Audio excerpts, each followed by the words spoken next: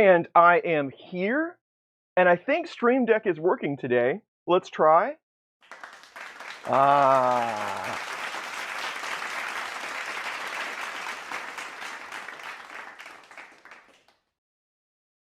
So, how's it going? So, before we get started today, so if you watched the live streams before, or you've been watching them over the years, I have struggled. So, I'm in a basement. Did you know that? The ductwork for the ventilation, the heating, the air conditioning, all that is right above my head, and the furnace and air conditioner are like, I don't know, 15 feet that way. So I've done my best. So when I'm making videos, I can turn that stuff off, make the video, turn it on, so it's not that big a deal. But live streams, you really can't do that, depending on how long they are. So I've really tried over the years to find an audio profile that works well for live streams.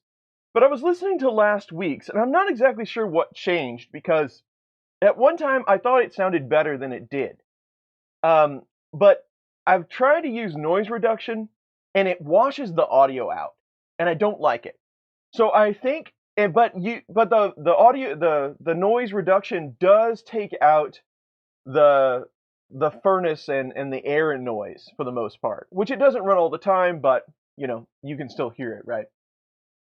So I'm thinking for this stream, we will turn the noise reduction off, just so I can see what it sounds like later, and then I can make somewhat of a comparison to see what it's going to be like. How's that sound?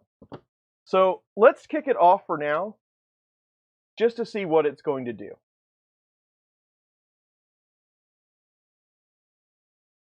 So there.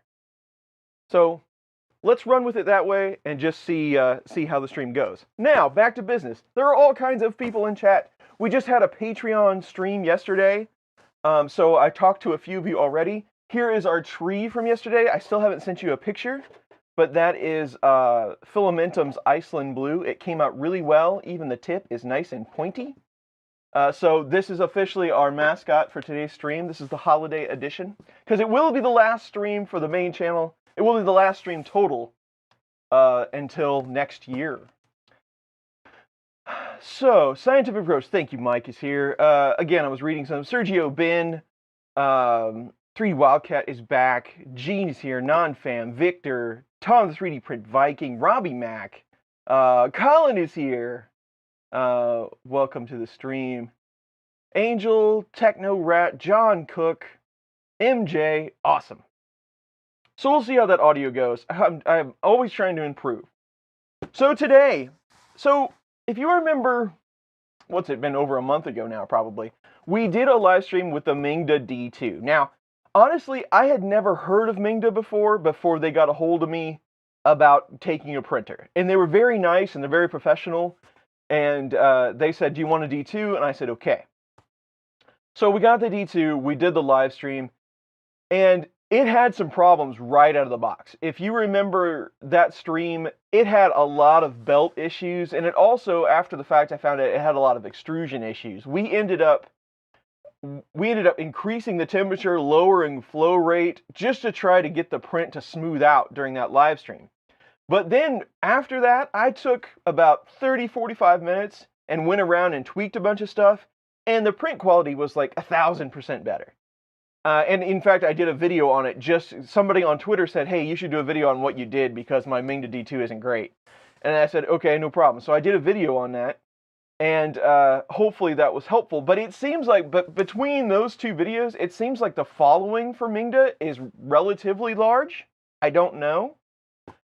Because still, I've never really seen them. They're on Amazon, but I really can't even find them much on the Chinese seller sites, Banggood, AliExpress, GearBest, stuff like that. So I don't know exactly what the story is. All I know is they're a very nice company, and they got a hold of me and said, okay, so you did the D2, would you like to try a Rock 3? I got that right? Rock 3. So I don't know exactly what a Rock 3 is, but just from glancing at the link that they gave me from Amazon, it looks to be a CR10 D2, basically. So it's a D2 that's 300-ish, 400-ish. So that's what we have in this box right here. And we're going to go through the same process. If you've never been to this stream before, we will open it up, see what we get, try to do our best to assemble it, and get out a first print. So that's what we're going to be doing for the next couple of hours. There we go. Still, John Cook has a Rock 3. Excellent. Oh, the reminder for the like button is always appreciated. Travis Stamper is here. Nitram is here. Joseph is here. Joseph, I'm going to take that as not being sarcastic because I know you are excited. Stephen Lightspeed. Robot Hut is here. Thank you. You have a happy Christmas. Francis is here. So, I always forget to hit the like button as well. You are not alone. Here we go.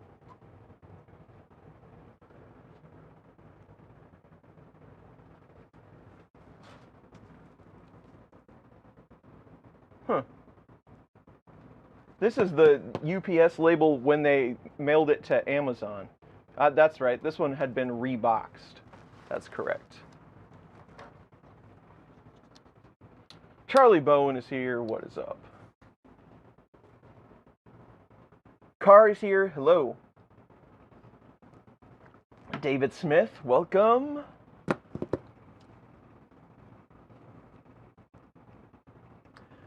Death Spawn. Yes, I tried Trongxi XY. I've had a couple over the years. I had them when they were relatively new on the scene, many years ago now. I had an X5S that almost killed me. That's a classic Chris's Basement moment, if you've never seen that. So yes, I've had experience with Trongxi. Merry Christmas. Don't forget to hit the like button. Andrew, thank you very much for the 5. Merry Christmas to you. Greg is here. What's up, Greg? No, not a bad rebox. This was an Amazon rebox. So hopefully we don't have that problem. Are we having fun yet? Absolutely we are. Absolutely. We're always having fun in the basement. Don't you think so? Stay away from the COVID. Best advice ever. Thank you, Arthur. So, we have a do not touch this. A very large magnet sheet. That's a big one. Did we get a sack of tools in the last one? It looks like they're kind of mimicking artillery. I don't think we got a little bag on the D2. Maybe we did. I don't know. These all run together. Tools, a couple of brackets, a spool holder, you know, the regular.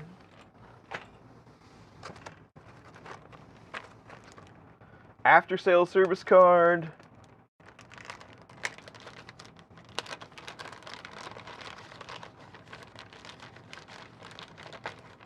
You're getting a Pro delivered today.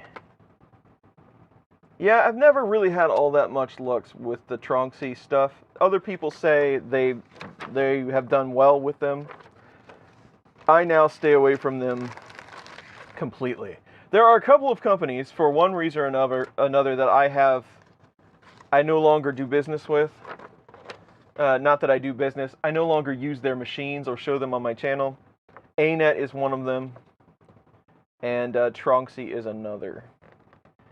And it's really, I mean, you know, companies change, things change, I get it. And they might be doing great things now, but I just decided that it wasn't worth it. That's all. So if you remember on the D2, it had momentary round buttons for the end stops, and it looks like this one does as well. I guess that's kind of Mingda's thing. So it's pretty much just, you know, all the same stuff.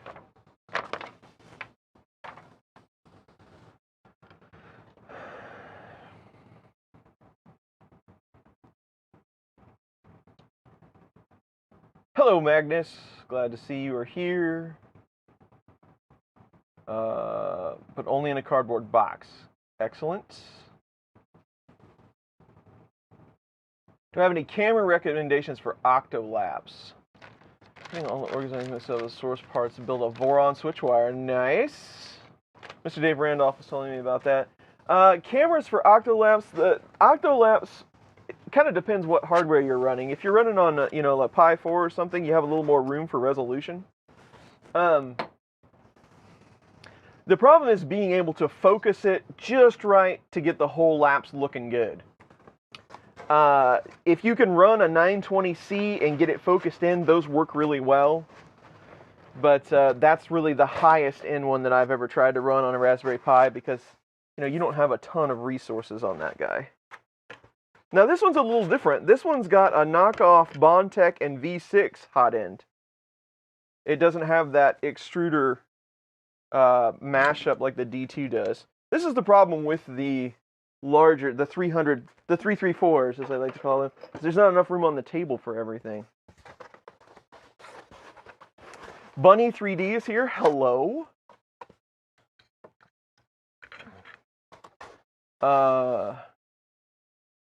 New ANET didn't. I don't even know what the new ANET is. I did see that Tom had something ANET, but I have not seen the video yet. I haven't had any time to watch it.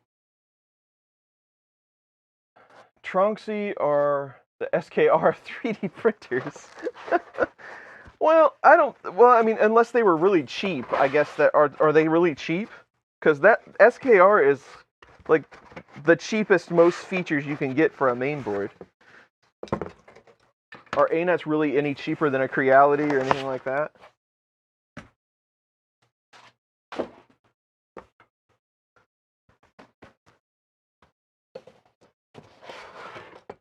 Andrew S., I'm doing well. I hope you are doing well. Things are going. Yeah, so this is just really a really large D2.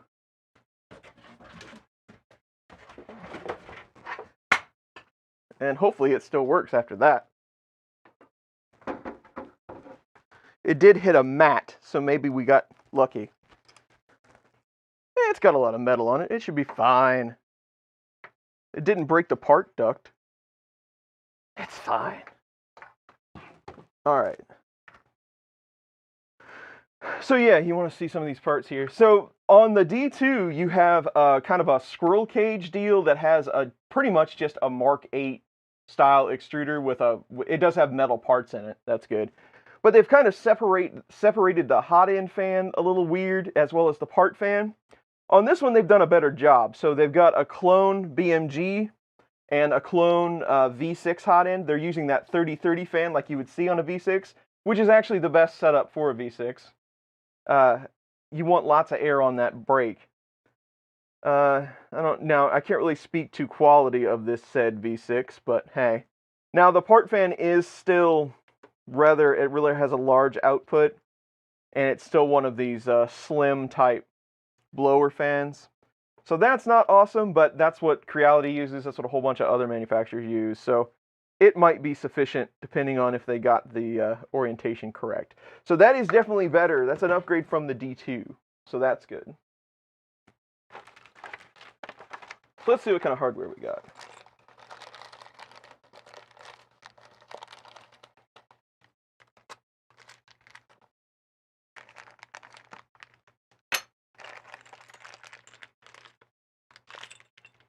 We get some corner brackets, it looks like. We get a 4 gig card. We get an extra nozzle, a wrench, and then some PTFE, which I'm guessing that is to replace the... Oh, they have a PTFE buffer in the top of their feeder. So, all good there. Now they only give you like M5 by 12s to assemble the bottom chassis. I'd like to see something a little bigger than that, but alright.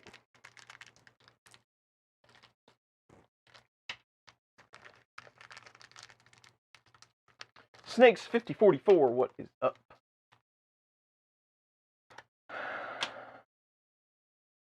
Did I see the turbo bug? I have not. I haven't received the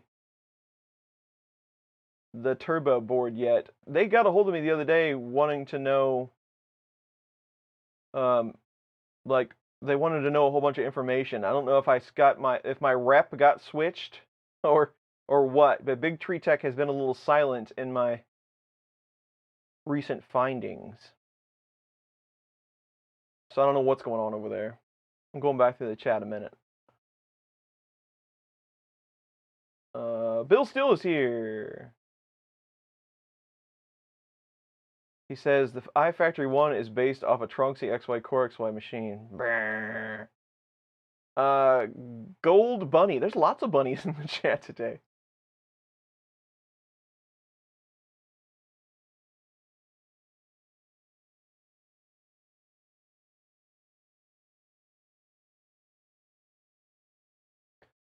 I'm not sure if that statement is actually directed at me, but okay. Don't respect anyone who once likes in advance of watching. Okay. Chris loves Trunksy. Hey Tom, what's up? I was just sassing Tom in the comments of another video. Only one original Gold Bunny. Okay. Powers cut Gotcha. Okay. Bass player without a girl. I thought that was a drummer without a girlfriend. But anyway. Yes, I was sassing Tom in the comments on another video about riprap firmware. I know he has a lot of experience with it, and Tom can take a joke. And he gives me enough of a hard time most of the rest of the time, so why not? But good to see you here, Tom. You know I love you. So basically the same old 4 screws.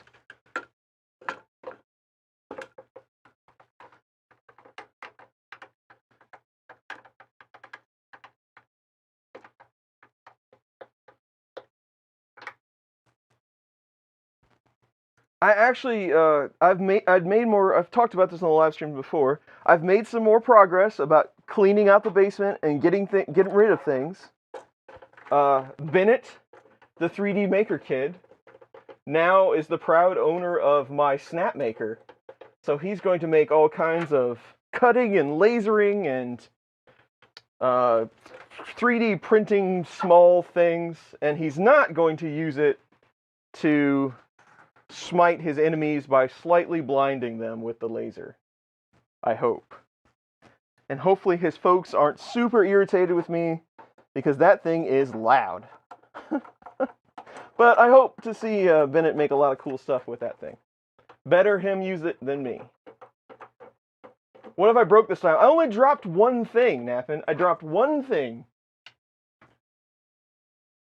Did I play in a band? Yes, I was in a band for quite a while. I've been in several bands over the years. It's been a long time, though. I think the last time I played anywhere live was in 2009. So it's been a minute.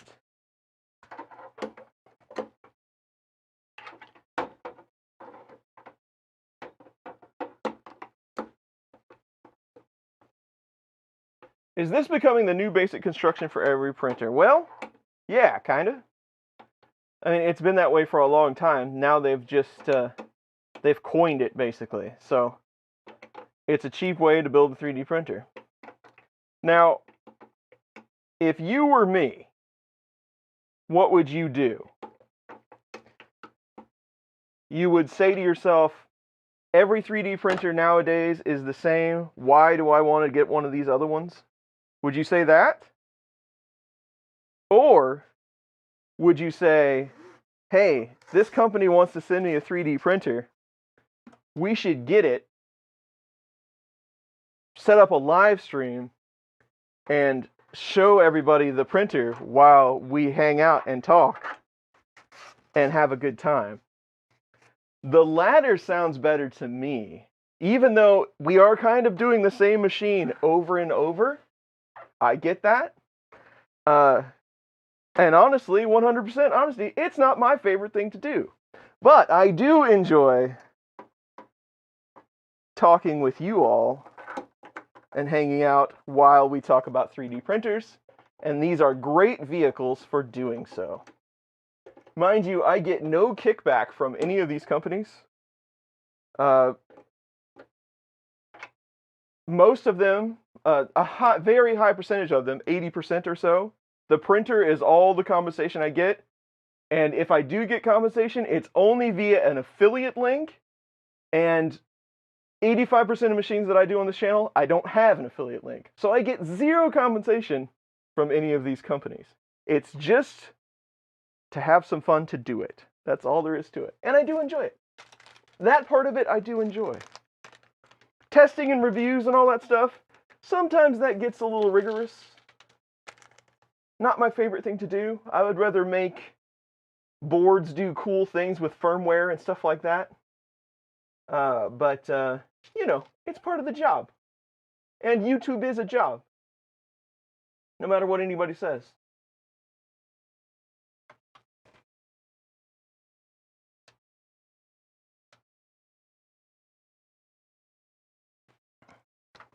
I don't know the Sunlu S8. Well, in that, you know, so, Ben's talking about new users getting into 3D printing. And if this helps, or can you even see any of this? I guess I don't need to have it off the table anymore. So I've got some in-stop wires and the X motor wire behind this metal plate. It has a couple of screws. You plug it into the in-stop here, and then you can screw it down. Back to my rant. Ben was talking, so that in-stop is just a touch loose. Ben was talking about if it helps new users get into 3D printing. Well, what I hope to do, I hope it helps new users, yes. But also, I hope it gives people a bit of an outlet to answer some questions, or to ask questions casually. Because I stand here and build things and talk, yes. And at the end of the streams, I do try to answer questions. That's also true. But there's a lot of very knowledgeable people that can speak English, which I can't, in the chat. And they are always very willing to help. And if that's what I can bring to the table, that's what I'm going to do. Because I think that's super helpful. Discord is great. Comments are fine. Emails are okay. But sometimes, if you can answer a question or something during a live stream, I can actually show you the part and walk you through what's going to happen. And that's pretty valuable sometimes. And if it helps more than one person, even better than that. So, why did I start into that? If you come to the stream and say, oh boy, another Ender 3, you're not totally wrong, but I think you're looking at it the wrong way.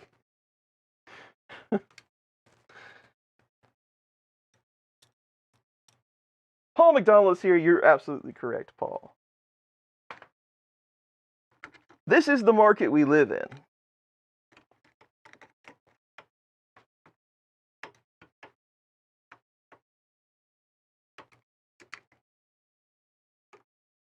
Okay, so we have a bit of a shield. We do get some cable management-ish stuff here to protect our wires, and we protect our in-stop a bit, so that's all right. It does have dual lead screws. These are, they look a little steeper than that. It's so tall I can't see it.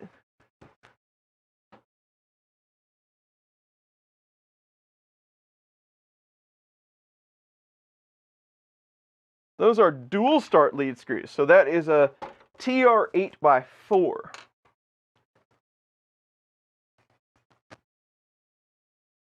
And I believe the Mingda had the same setup. They had kind of a middle of the road setting.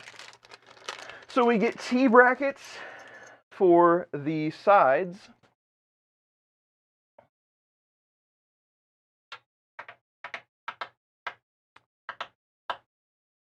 Dave Randolph is here. I saw Mr. Printed Solid. Thank you. What's up, Dave?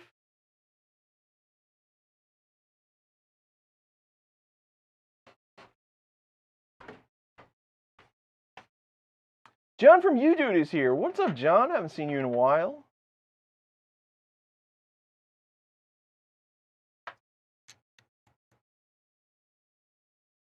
Think, oh boy, Chris can break in. Well, you never know what's going to happen during a live stream. It could be entertaining. You never know. All right, what would they like us to do as far as these tees go? What do they suggest for hardware? So they want you to use M3x8s for the carriage. So we do have some cap head screws for those. And I'm pretty sure... Yes, I set the bit down.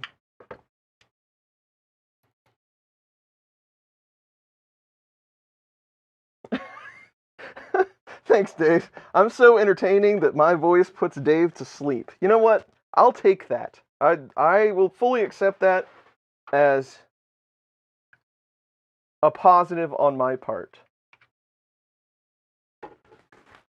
Because I know that I enjoy sleeping once in a while. It doesn't happen very often, but not as often as I'd like it to. I've never been a good sleeper.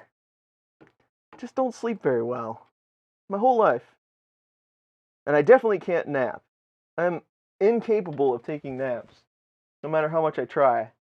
If I do manage to take a nap, it's for like 10 minutes. So already, I see quite a few improvements over the D2 model. One, of course, the Hotend and feeder setup, that is an improvement. But also, they have somewhat of a lip on this metal plate that holds it on, that gives it just a little bit more purchase on the X carriage. So that's good. So they have made some improvements on their design.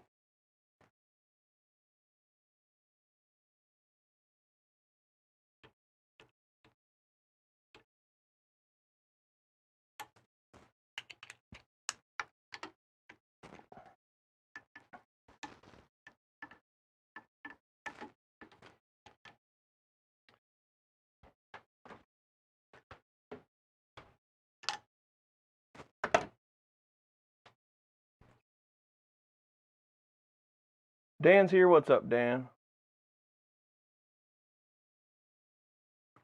M44. Welcome. Sean's back. What's up, Sean?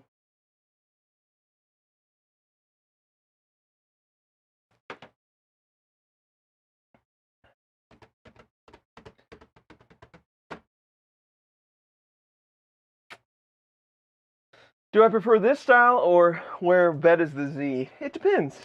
It depends. Core XY is fun, but I still consider it kind of... I don't know. Do I want to call it exotic? I mean, I don't think that's the right word for it. But the i3 design, like this, where the bed moves,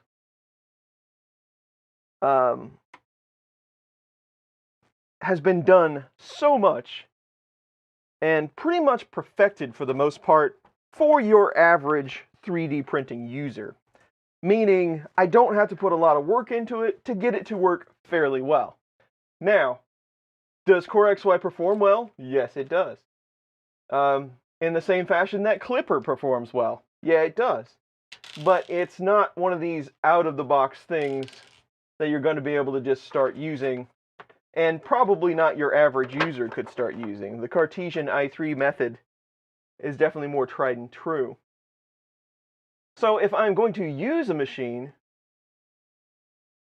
and, you know, I don't want to have to mess with it much, Prusa style, as I like to say, is probably the way to go. If I want to hack and tweak or something like that, Core XY is a lot of fun. So what do they want here? 4 pieces, 4 pieces. They're calling out hardware that I currently... Oh, it's in this angle sack. Okay. So they were calling out some thumb screws. I didn't know what they were talking about. So you get 2 longer ones and 2 short ones for the T. Gotcha.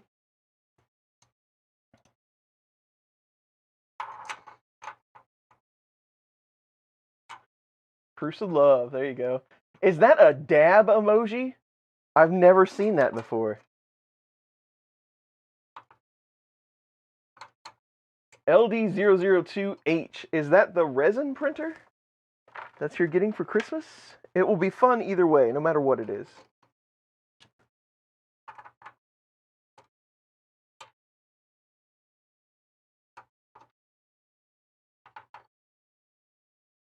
I know I've missed a whole bunch of stuff.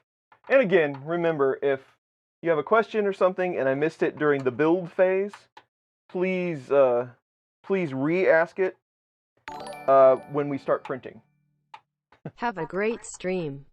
Loyal Moses, thanks for joining the stream, man. I appreciate it. The $20 is also appreciated. We will do our best to have a great stream, and I hope that you have a happy holiday. Take care of yourself. But thank you.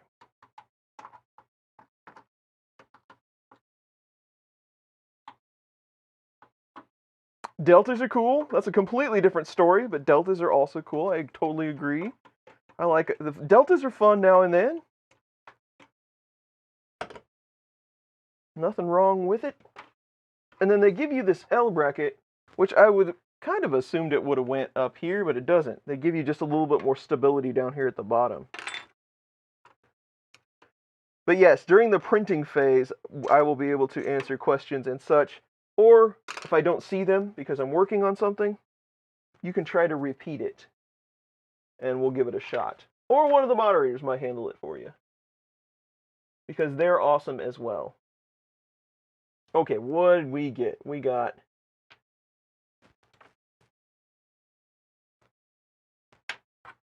this guy. These go to the outside. Ah, they're the same. So like that. And you get the T-nut up here.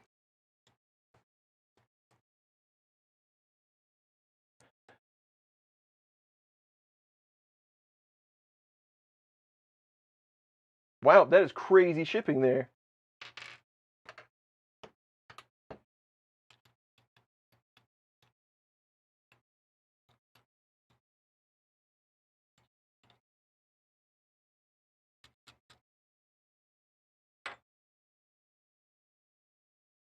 Shane is searching for a good config for it. Like a riprap config or a slicer config.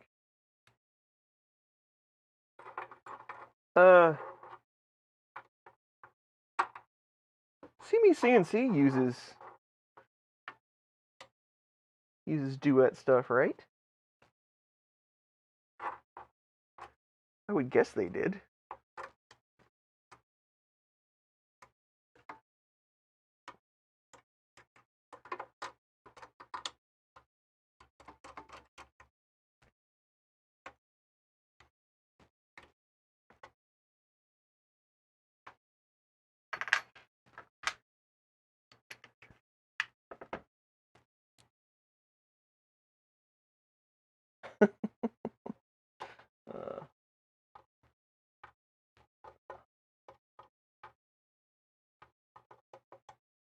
Oh, it originally had a Rambo board in it.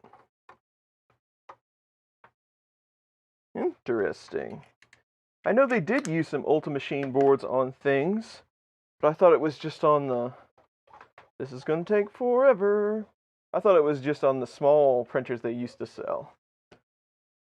I'm probably behind the times as far as See Me CNC goes.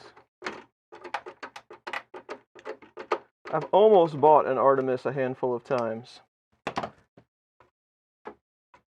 Never pulled the trigger.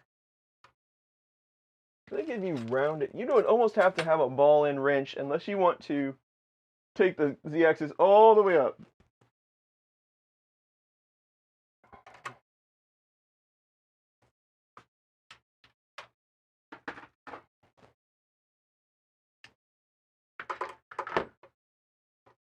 Man, find the right size, will you?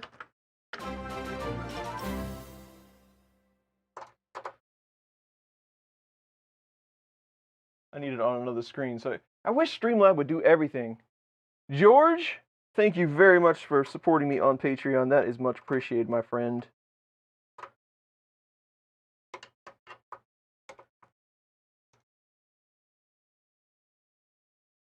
Exchange Tool Changer. Oh, it's an old printer still made of plywood. That's got some age on it. You're right. I don't know if it's this screw or the frame, but it's got a touch of cross thread on it. I could probably muscle it in, but probably shouldn't do that.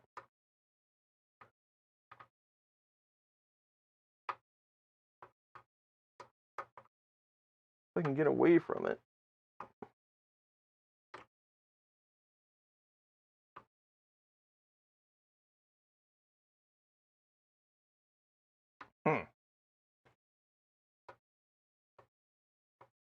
I don't think I've seen X change. Maybe I'm mistaken.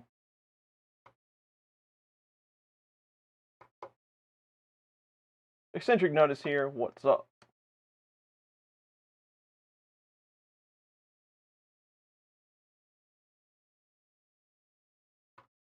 Yeah. Any chance of doing a Voron build anytime soon? Absolutely. But I'm going to start with a Voron 0. Because I have all the parts for it. Mr. Randolph is in the chat. He wants me to do a Switchwire build. So, if 0 goes well, maybe we will do a Switchwire.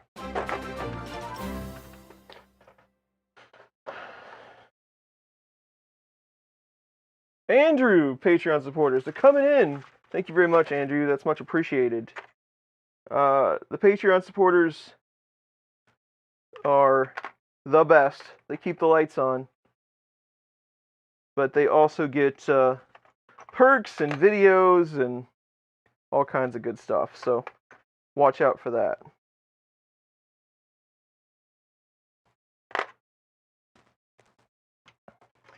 Just going to clean this up a bit.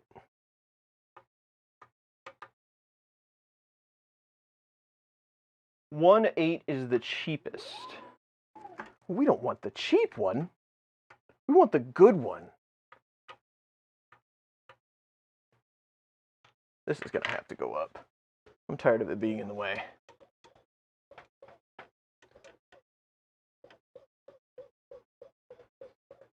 So the hole, there's a hole in it. So on this thing, there is an angle bracket at the bottom.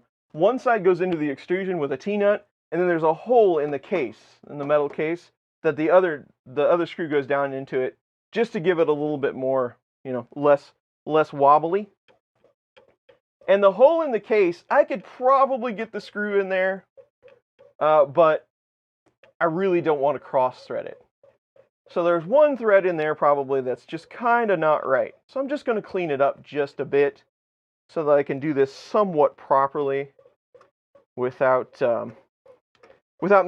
causing me any pain after the fact.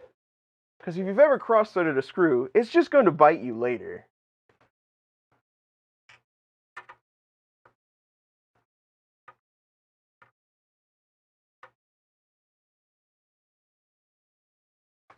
It's just going to bite you later. And we got time.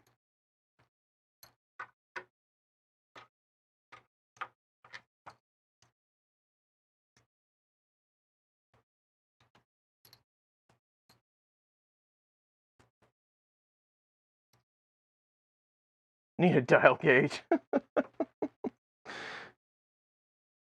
I haven't had the opportunity to get the dial gauge out in a while.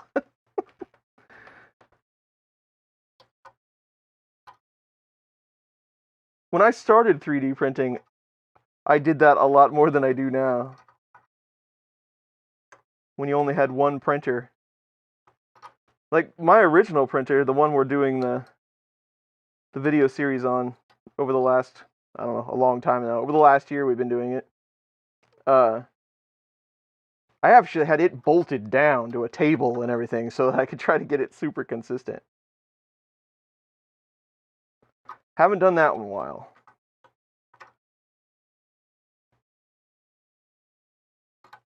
Andy is here. What's up, Andy?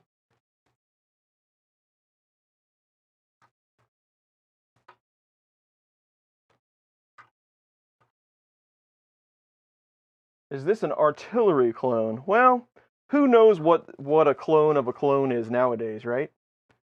The case is definitely artillery-esque. Want to invent some words?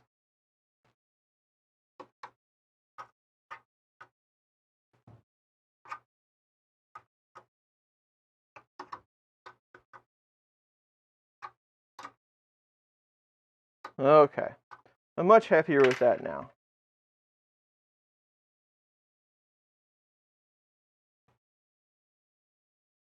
And now I'll fix it in post. Everything can be fixed in post.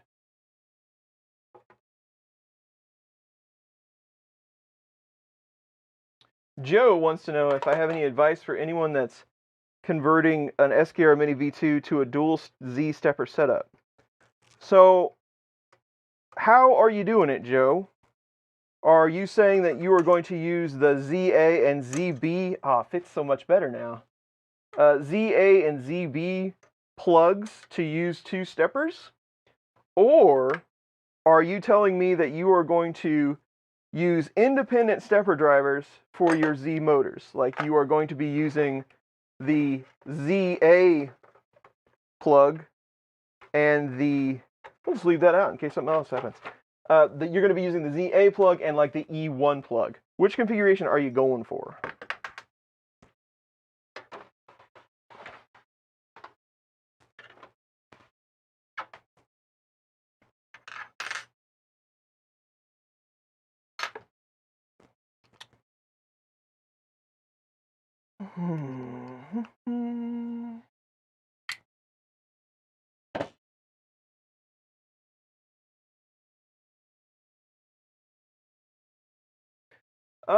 Steven, I'm not exactly sure how Mingda does their resale. Honestly, I thought the same thing, but that's an Amazon price.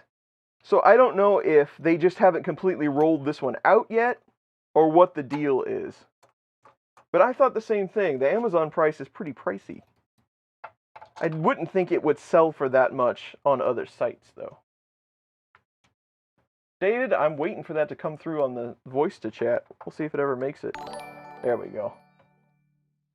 It's been a while, but get yourself some nice coffee. Excellent. David, thank you very much for the 20. That is much appreciated. I hope you are going to have a good holiday, and I will do my best to find some good coffee. I do love coffee.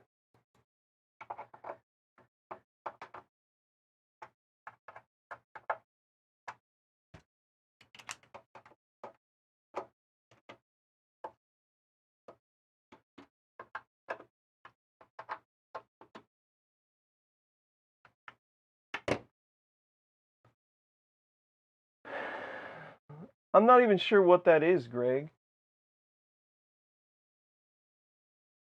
Main Silos? I don't know what that is. Nikos from Greece, what is up? 12-hour Christmas present. No!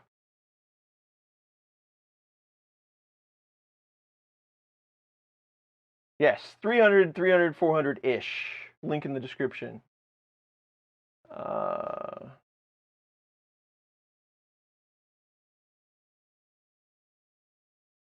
OS is Clipper. That sounds somewhat familiar now that you say it's Clipper. I have not used it yet. There's another one too, right? There's a couple of other things springing up like that. Where am I going?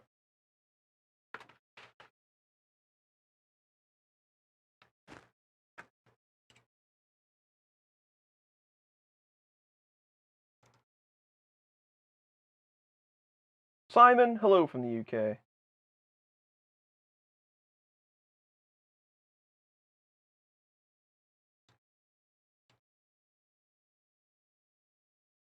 That does not use Octoprint. Gotcha. No, I haven't messed with Clipper since the initial install that I did way back when.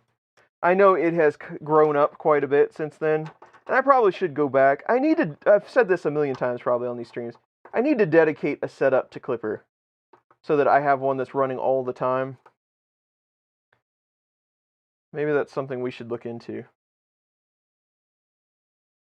This one fit much nicer than the other side.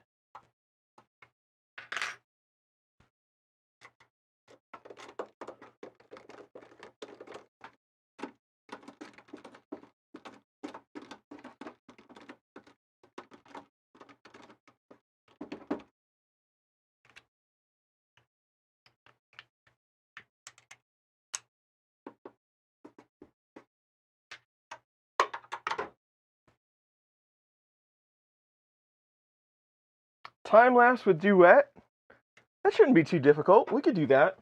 Duet will actually let you port IPs to pull in cameras. So we could probably work something out.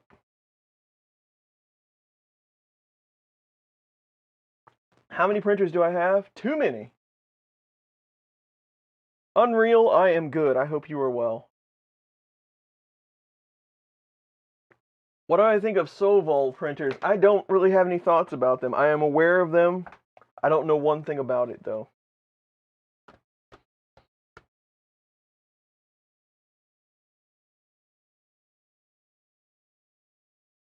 Nice. It is direct drive. It has a clone BMG V6 setup. Okay, so it's assembled. Let's see what we got going on. So we got a little shakiness in the bed, but not the worst thing I've ever seen. And the X carriage could use a little tweak. Did they give us a wrench? I think I'm done with tapping things for today, I hope. Where's this go? There it is.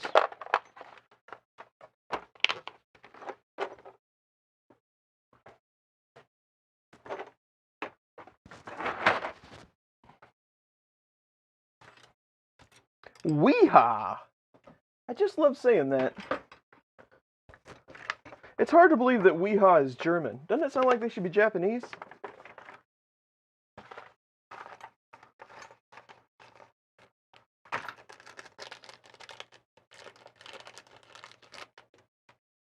Any thoughts on the K3D upgrade kit from K3D? It's a sad story, me and K3D. So, K3D and I talked a long time ago. What the heck was that? It's probably what I broke when I dropped it. The case slipped and made a snapping noise. K3D got a hold of me a long time ago about the Core XY Ender 3 kit. And then COVID happened. And they had some issues with orders and inventory and all that like everyone else did, right? And they just got a hold of me, funny you should ask, the other day and said, hey, we're going to stop with the Ender 3 stuff. We saw you had an Ender 5. You want to try the Ender 5 kit. And it just so happens a couple of months ago, probably like 2 months ago, I gave my Ender 5 to Mr. Dave Wilson so that he could mod it out. So I no longer have an Ender 5. So I had to tell K3D that I couldn't make it happen. So it's a shame. I really don't have any thoughts on it. I wish I could have done the Ender 3 kit. In fact, Creality sent me a printer just to do that kit. They're probably wondering what happened. But, yeah, kind of a bummer. Okay, so we're pretty much ready to go here. The bed, I did not adjust the bed any because the slop that I was actually able to feel was from the bed screws. So we'll probably get that nailed down as we level. So I'm not worried about that.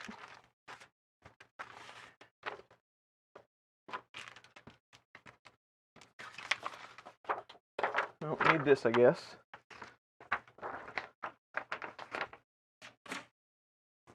I'm going to move this back some because it's going to be rather large and hard for you to see. They have once again put the plastic on. They have not pulled the plastic off the screen. It is nailed down in the surround of the metal part. So I would actually have to take the screen out to get the plastic off successfully. All right.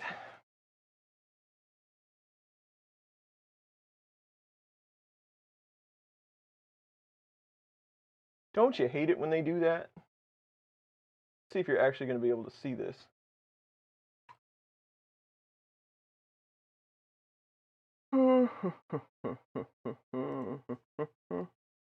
There we go.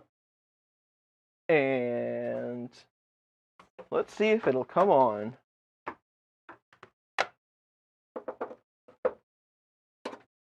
I hear fans. I see a Mingda logo. Sounds like it's going to work. What's up, Vincent?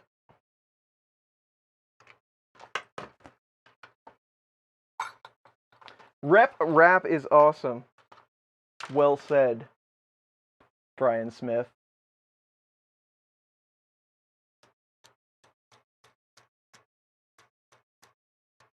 I'm guessing yes, probably all of this is Big Tree Tech. This is that unified layout that's on the other one. So, other one, I mean D2. Don't need it that hot. This one's actually a little bit more responsive than the other one, so that's cool. Let's just go for it. I think the last, on the D2, I had to like fix one of the end stop wires or something, if I remember correctly. I've slept since then, so. Boy, it homes with the quickness. Whoa. I'm also going to use my super secret technological advancement method for utilizing the filament sensor.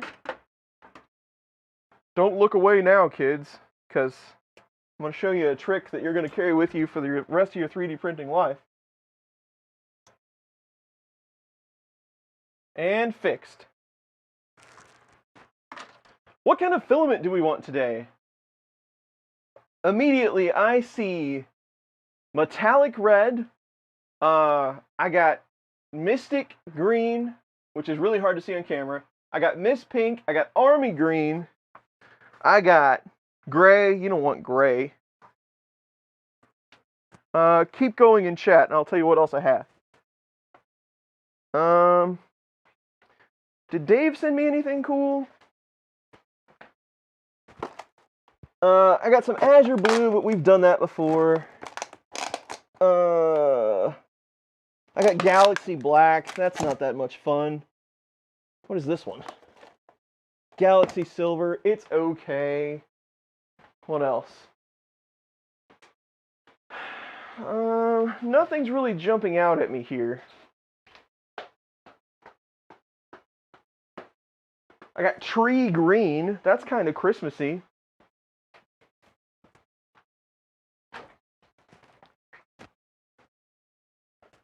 What else?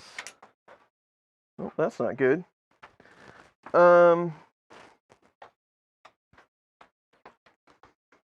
That's push plastic. That's all red.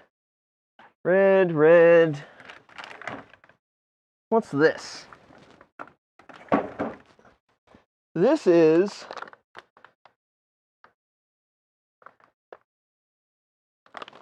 it's purple. I didn't even know I had this one. What about this?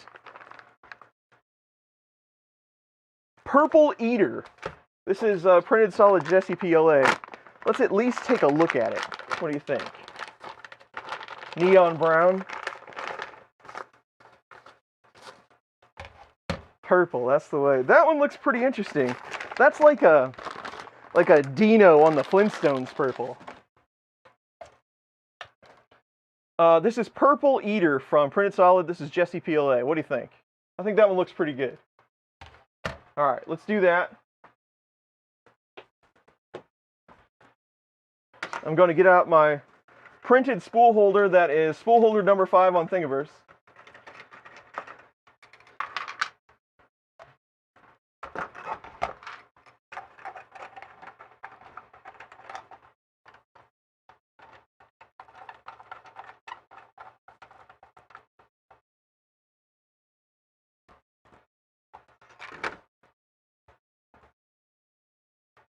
Colin, what happened? You muted.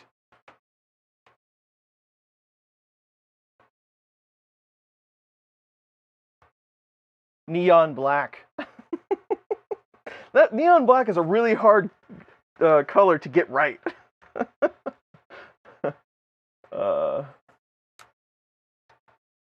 Yeah, cue the questions for the spool holder. The site is so broken. It is quite the roller coaster, the old Thingiverse. But still, you can't get more STL files when it's working than on Thingiverse. Hopefully we'll see some of the other sites overtake it at some point. I blame MakerBot. Okay, so now I'm somewhat curious. So this does have a BMG on it, right? And I could roll the gear with my finger, but that's not much fun. So let's see if we have some sort of load sequence. Actually, before we do that,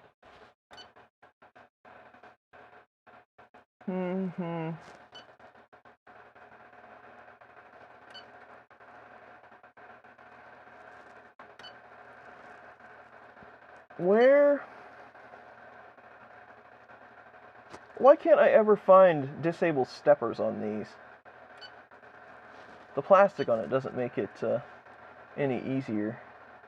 Run out, I can turn it off, so that's good. The button is there. Extrude. Nozzle, unload, load. So there's load. Load it. But it just bumps it down like 5 millimeters at a time. It's not actually a load sequence. But you will require that if you have a geared extruder like this.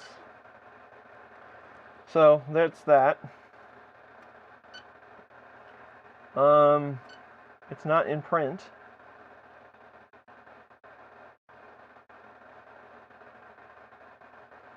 Well, shoot. Well, they've timed out anyway, so I guess that's good enough.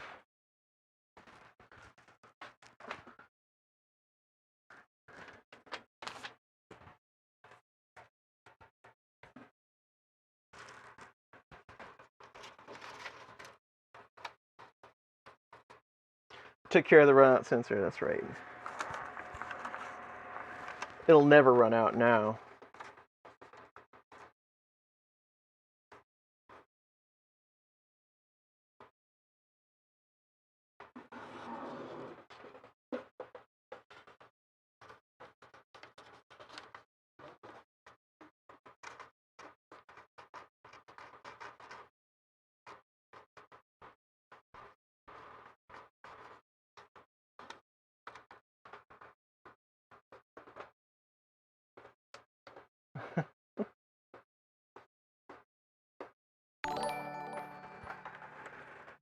Metallic red. We got a $5 vote for metallic red. I appreciate it, Gene. The $5. That's always appreciated. But the purple went over so well.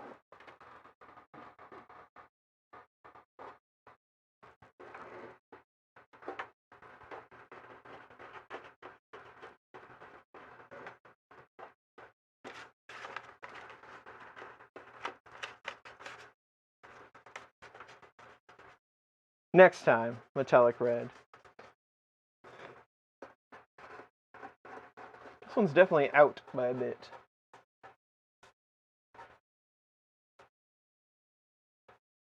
I was also turning the lead screws by hand, so there's probably some skew in there.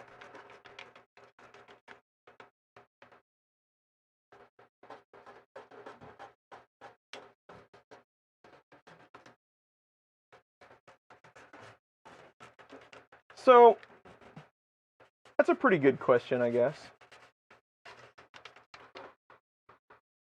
Moving the axis by hand causes voltage surge. Well, it does cause some voltage surge because you're turning a motor into a generator, right?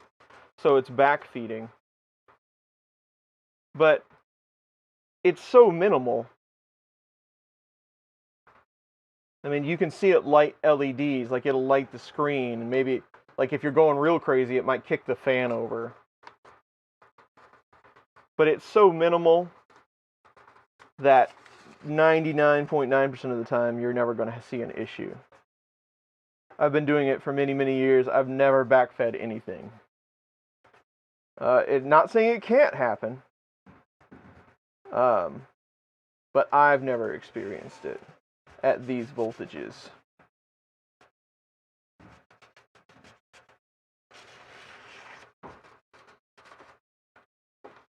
Okay.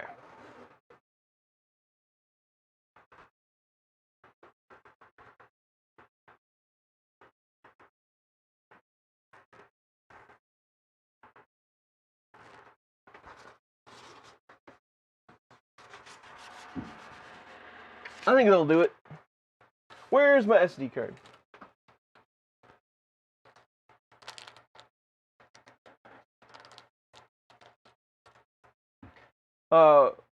Loyal, does Dave have any Jesse PLA left? If he does, he's been really working hard.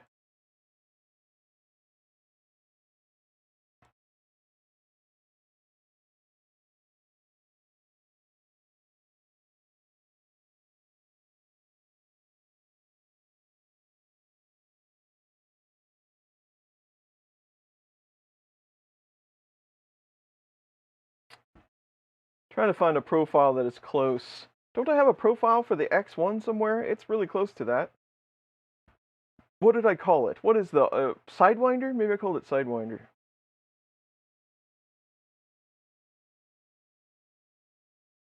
No? Huh. Oh, yep, I did call it Sidewinder. There it is.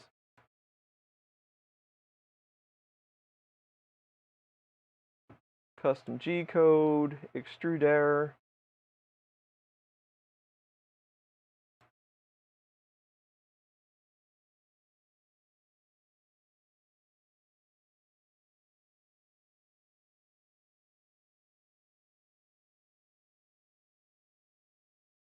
That's not what I wanted to do.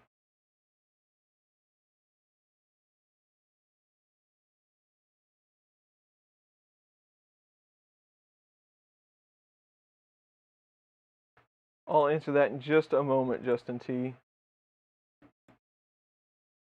Make sure I get it correct.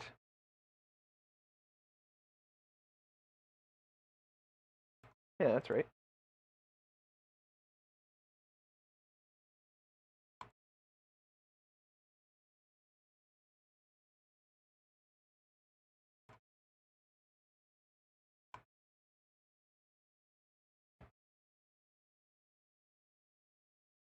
Okay.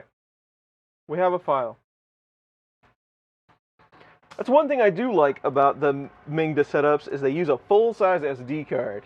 I don't have to mess with the micro card.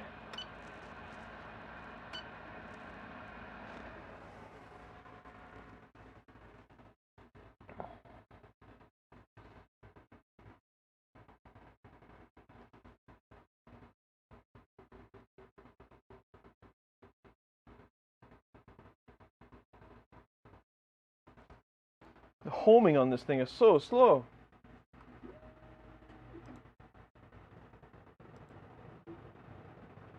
Oh, I didn't get it fully loaded. See if I got it loaded enough where it'll save it.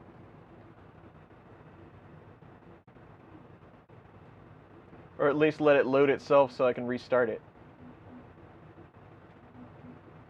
I loaded about 30 millimeters. It's probably going to take like 60 or 70 on this setup.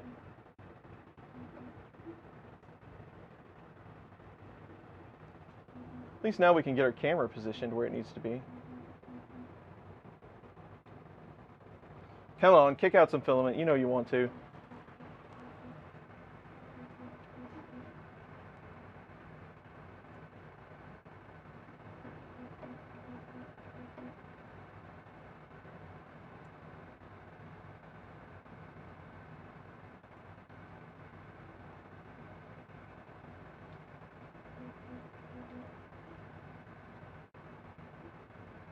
Osroff, what is up?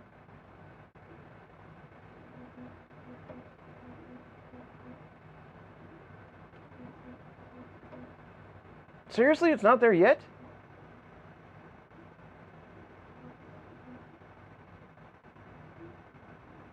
There we go.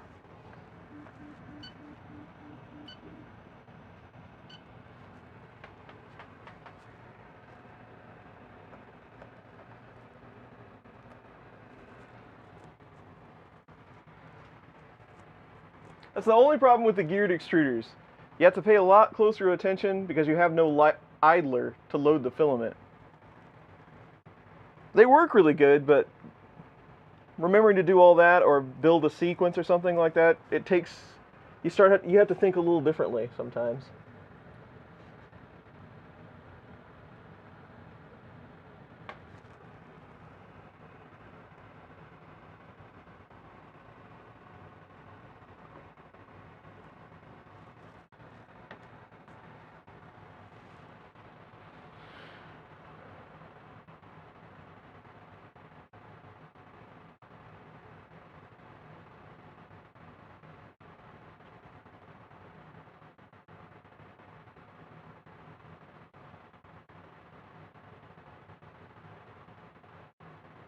Absolutely, we're printing a Benchy. That's the only thing we print around here. Ask some of the people in my comments. That's all I ever do.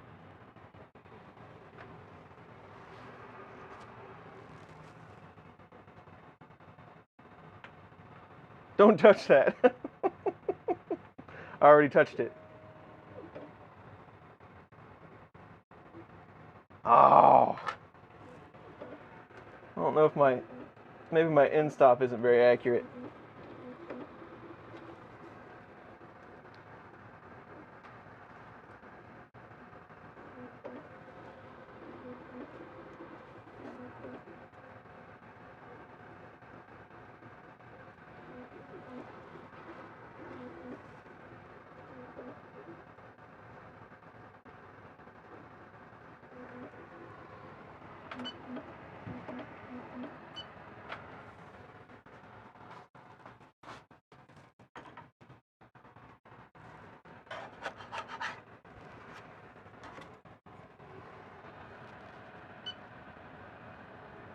If it doesn't take 3 times, you're not doing it correctly.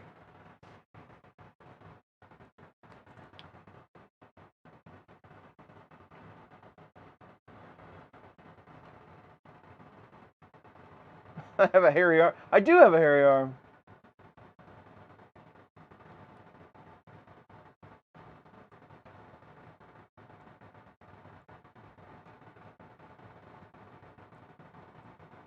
Cut off in the prime of its purple life.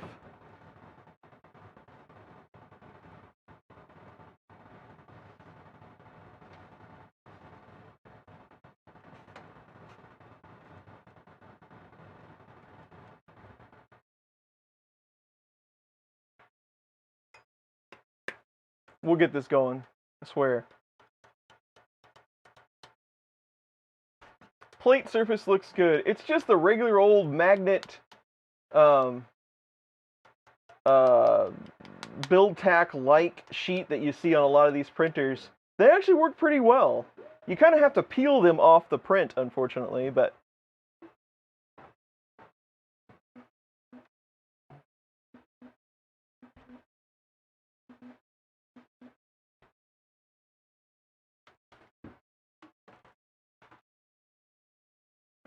it's moving pretty fast for a first layer.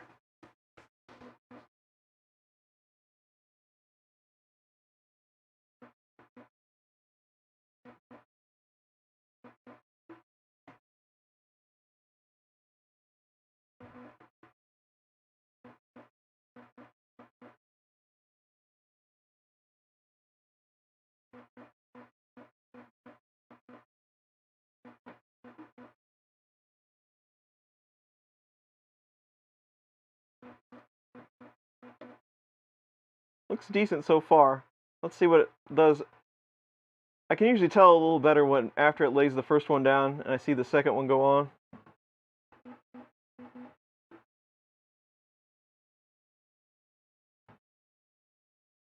Should have used the dial gauge. uh, that's what all the cool kids are doing, using the dial gauge. There you go. Part fan kicks on, so at least it's working.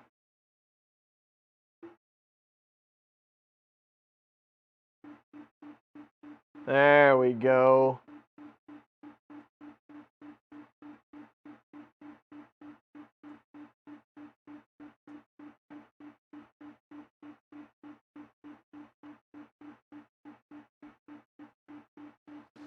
Nice fat layer.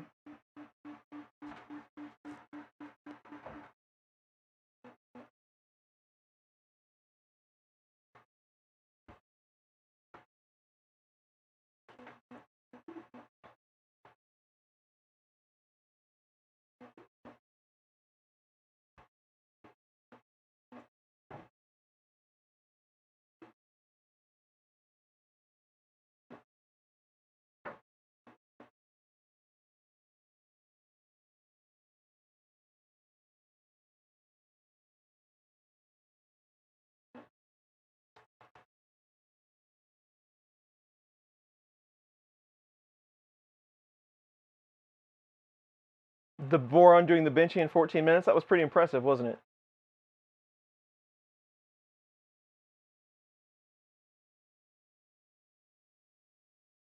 Then cheap out on the fan duct. Ain't that the truth? Ain't that the truth?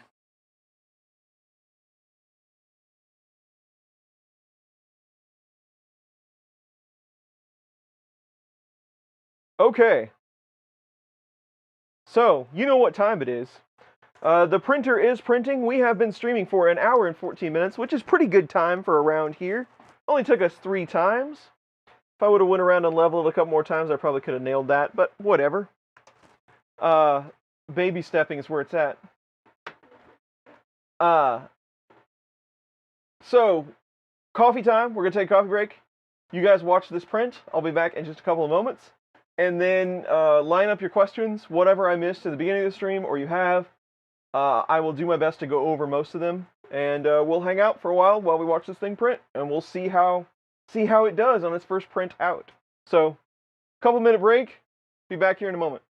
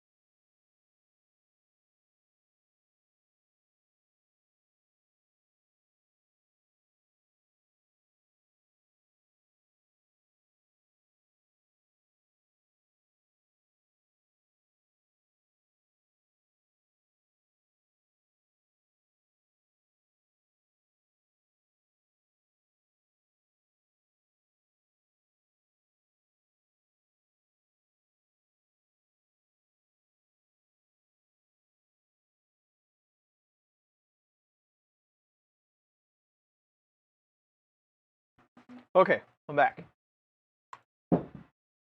So, what we got going on?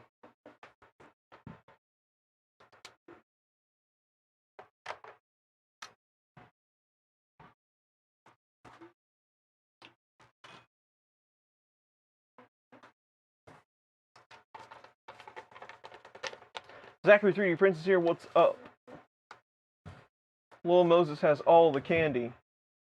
Justin T, you asked me a question. Now I can't remember what it was. Something about stickers.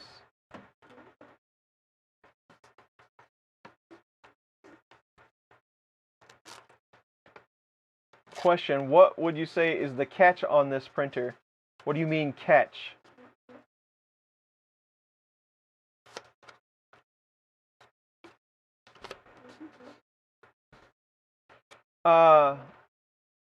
Closed loop steppers.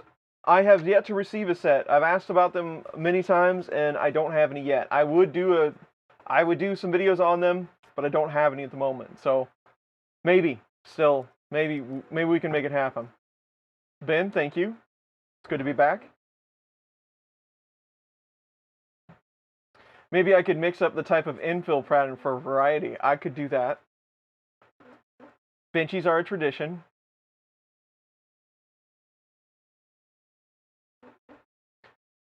Any idea why I'm getting an M112 while probing? I do not know. Is it built into your G code, your start G code, or something?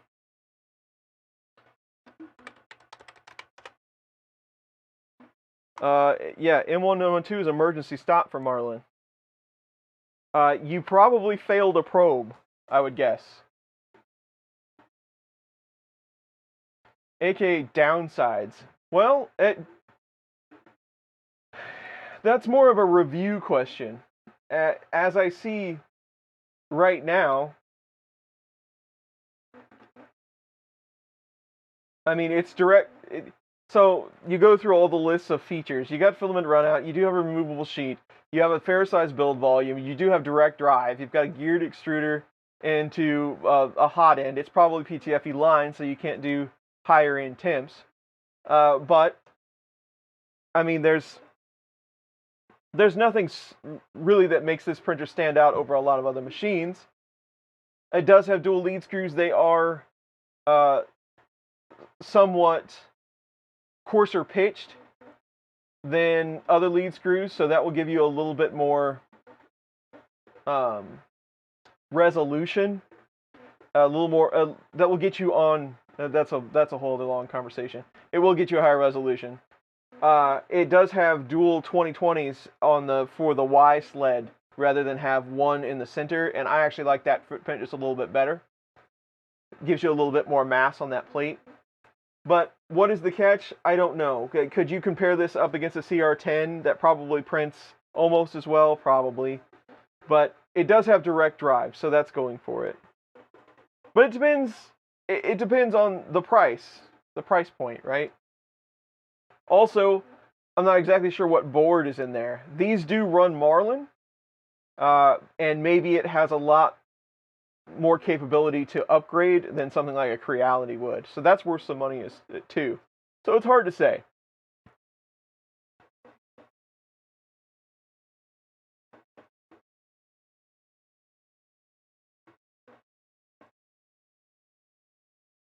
What surface do I use? That is black poster board. Very high tech.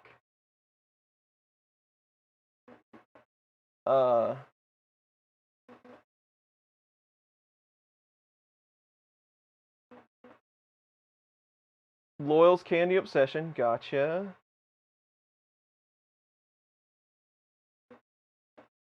Crossbeam printers. I don't know Dash X.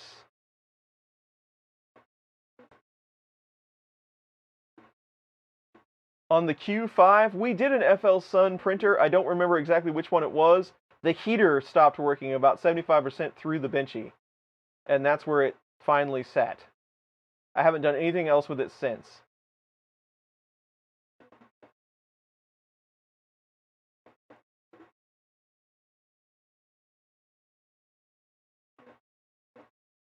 I'm getting lost. i3 Mega S. Is it worth modifying the extruder to be direct drive with stock parts? I think you could get some benefit out of making that direct drive. There probably are other things about a Mega S that I would upgrade first, like the drivers and such, because you can replace those drivers. But you probably would see some benefit out of going direct drive on that. Thoughts on linear advance on a small print bed? Well, you are going to get more benefit on larger objects out of linear advance, but we're talking larger, like, you know, getting close to 100 millimeters. So I think there is value there, enabling print linear advance. You probably will see better prints.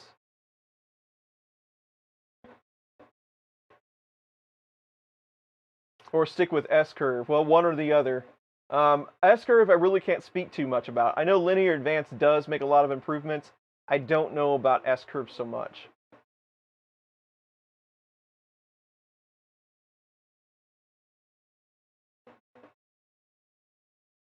Like the shaper input feature for Clipper. I don't know that one.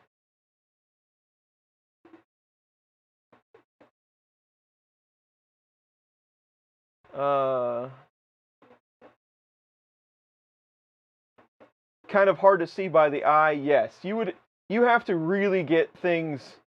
These are TR 8x4s. I saw that as well. No candy cane colors. Is that the usual hot end and brass nozzle? Yes, it is.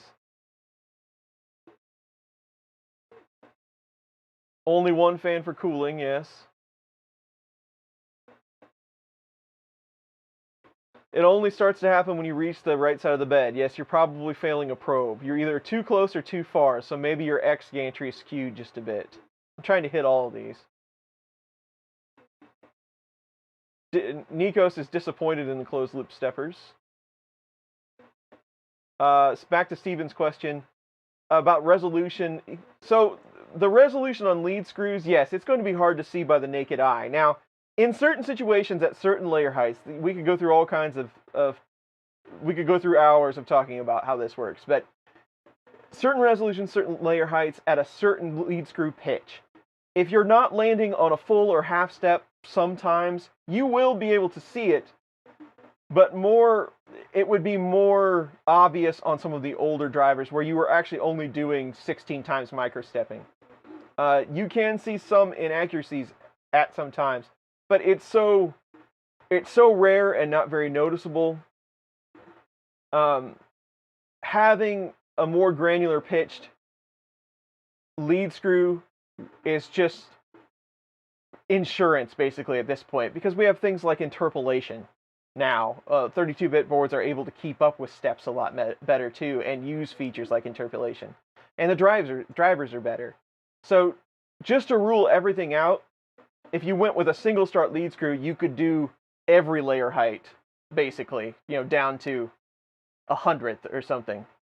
But you're going to jump in between layer heights the more coarse the screw is. So, without going into a whole lot of explanation, yes, it's kind of one of those upgrade it last, or if you see a problem type of things, or switch to a different layer height.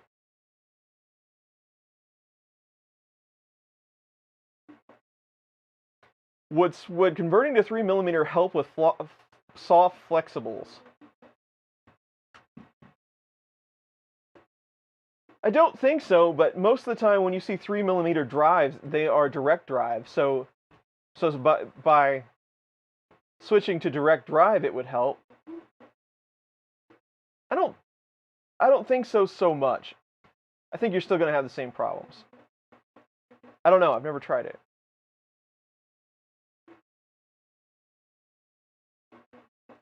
This is PLA, Jesse PLA. Thank you for answering that in the chat. Let me find the challenges for the MMU. There wasn't much to the build, Tom, so you didn't miss much.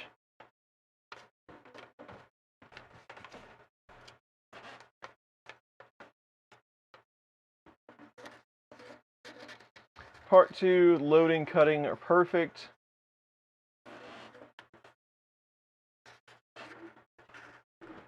Now it only prints half of the print. You mean it only prints half of it in Z?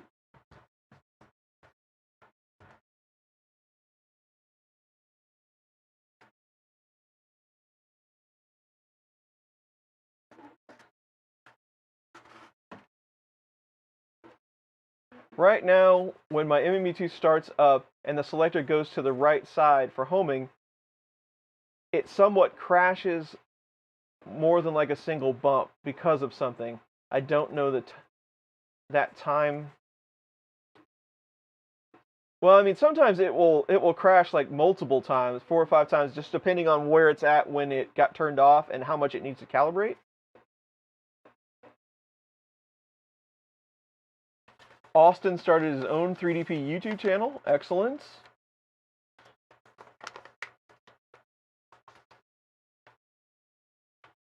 The variable infill, no, I have not tried that in Cura. I don't use Cura much. I have tried the variable layer heights in Prusa Slicer. It can be pretty handy. Does this have a laser on the side? This one? It has RGB pixel.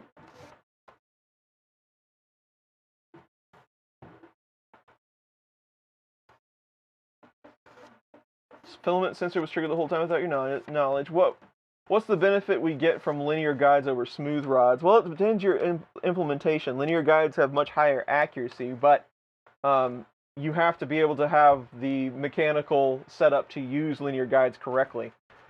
On a 3D printer, if it's not correct, I mean, if it's not square, you're using parts like maybe the extrusion isn't top notch, or something isn't up to spec like a linear guide would be. The linear guide might actually cause you problems because you're introducing maybe a constraint that wasn't there before. So the more precision a part, like a linear guide, the more precision your setup's going to have to be. So they are more accurate, yes, but you have to be prepared to use them as well.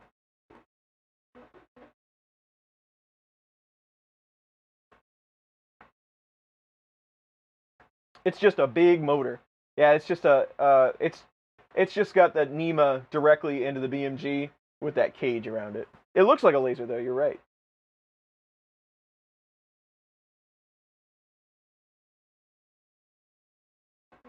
The stock E3 fan ducts are not efficient in cooling the heatsink, are they? Wop wop wop wop. Keep working, amazing Prince Nerd Face. Oh, nice. Nerd face. Colin, thank you very much for the 10, man. Hopefully you're doing well and you're going to have some decent holidays. So it depends on what speed you're printing at. You can get fairly nice prints with this cooling part set up. You can't go super fast, and they're not going to be super awesome like a fan surrounding it would be, but they work okay, not too bad.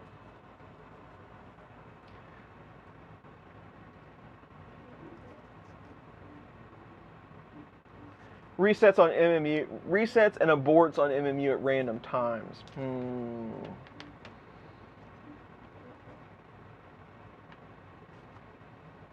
How many steps can you go on a 32-bit board without overloading the board? As many as you want. Most of those chips are like 80 to 100 megahertz. You can use 256. It's not going to hurt it any. The software that the firmware that you're using might be an issue trying to keep track of it. But it's not necessarily going to be the CPU trying to keep track of all that clock speed.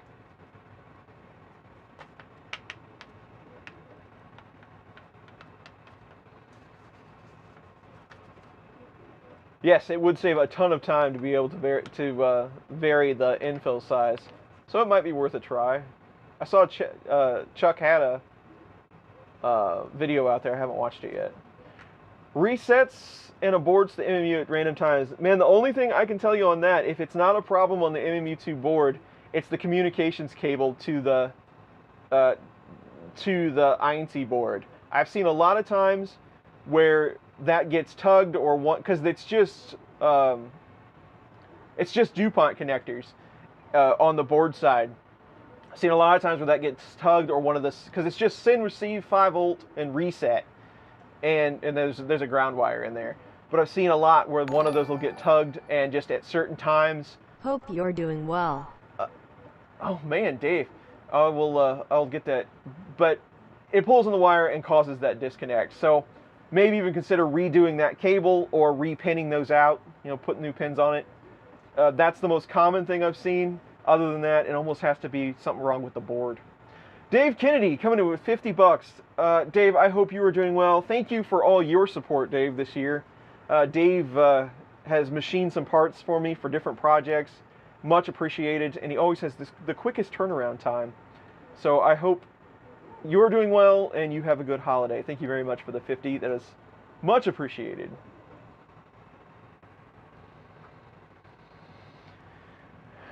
All right, let's see if I can get caught up here. Okay, now I'm with live chat.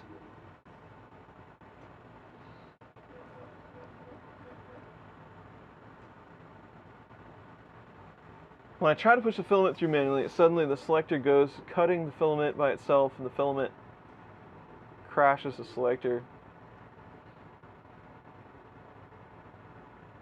It sounds like you're getting some miscommunication somewhere. I mean, if the sensors aren't behaving like you think they are, like in the menu where you go to the sensor screen and you can trigger them, if they're not behaving like they think they should, it sounds like you have some communication issues. It could be something up with the INC or the MMU2 board. Have an E3D V6 with heat creep. What kind of fan are you using? Chris is long overdue for multicolor printing. No, I am not. No more multicolor printing for this year. How's our print doing? Extrusion looks to be a bit inconsistent, but it's doing okay.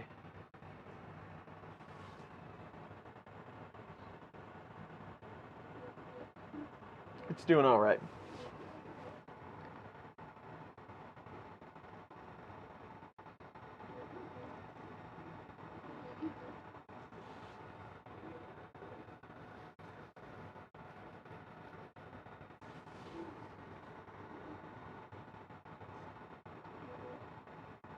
The selector stepper chip, I think, is a bit broken.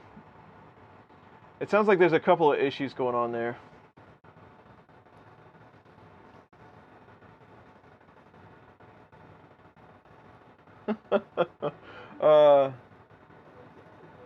I would have to let Dave Kennedy chime in on that, David.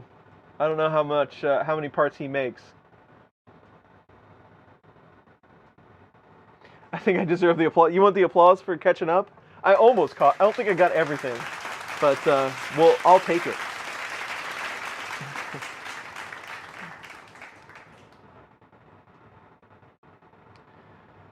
Oh, Techno Rats, thank you. I hope these are helpful. I hope. Should I not use a silicone sock on an E3D Fix 6? No, it's fine. You have to be kind of prepared to use the sock though, because it's going to act just a little bit differently as far as, PID tune times and things like that. So you might want to tune it after you put the sock on. But no, it's good.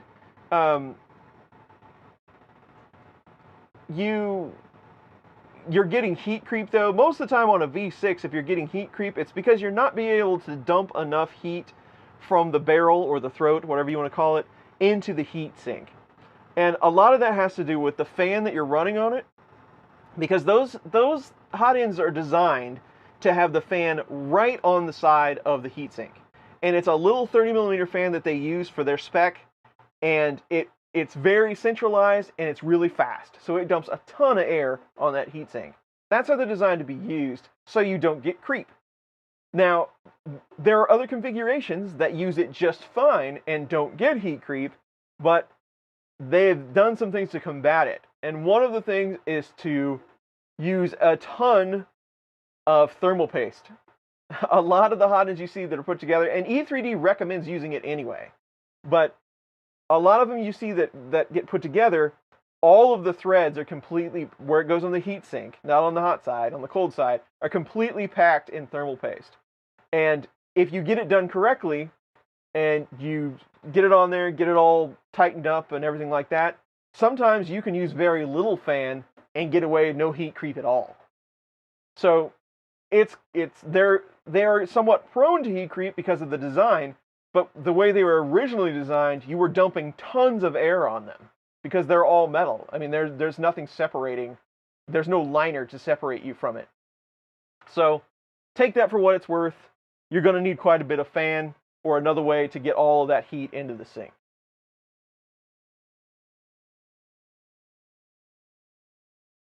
It has just the stock fan like on the Mingda. Well, then that fan should be good. Make sure there's nothing wrong with that fan because those things are those are meant to really kick out some air. 300 plus changes, no intervention. Awesome.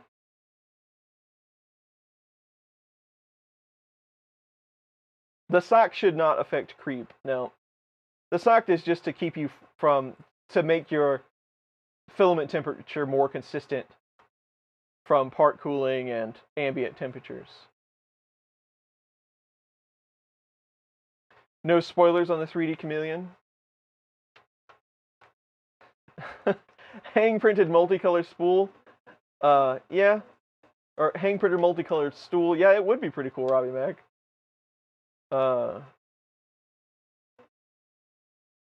I did get a hold of Big Tree Tech on the UPS board. I should have one of those soon.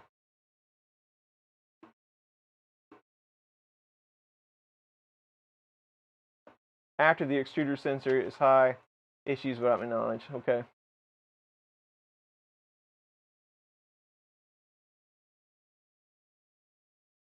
Let the learning begin. I really enjoyed machining when I was younger. I haven't got to do much of it as an adult. I mean, I've done large projects, like trailers and things like that, but that's not really machining so much as it is welding and grinding. I've made a few little parts here and there, but it's a lot of fun. Are there benefits to a Titan extruder on a Bowden, or is it better to use as a direct drive? I'm going to tell you always it's better to use as direct drive, any extruder. Unless you're going for like the land speed record on a 3D printer and you have to get all the weight off the X carriage that you possibly can, then look at some sort of Bowden setup. But by the time you're at that level, you're trying to do that, you will probably already know what you should and should not do as far as a Bowden setup is concerned. So I prefer direct drive. I think it performs better out of the box. It's less hassle, personally.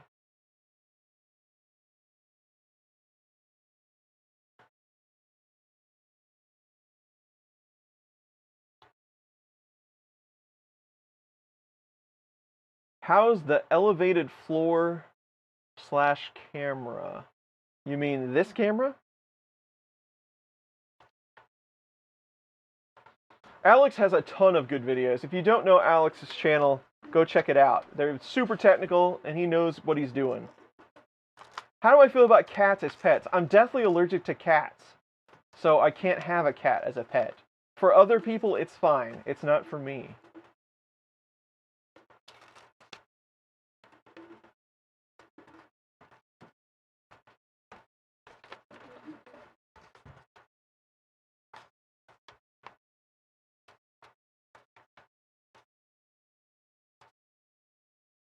Mosquito clones off of AliExpress. I can't in good conscience try the Mosquito clones. Dan and Chris are too good guys of Slice Engineering, and I just can't do it.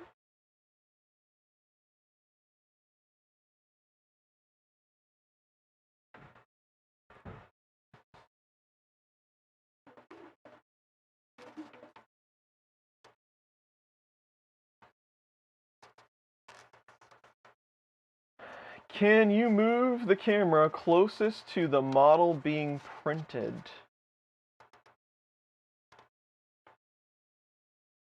What do you mean? You want it even closer?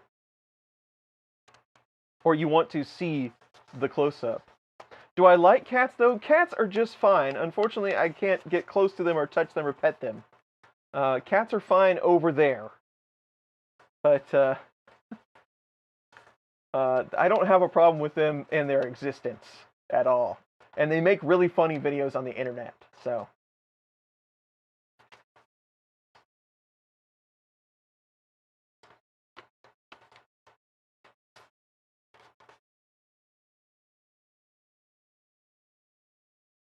Doing it for 30 years and still learn something new every day. That's how I feel about 3D printing. I learn something new all the time. It never stops. And I think that's why I stick with it. It's because I always find out something. I'm like, I never knew that worked like that. That's the best part about it.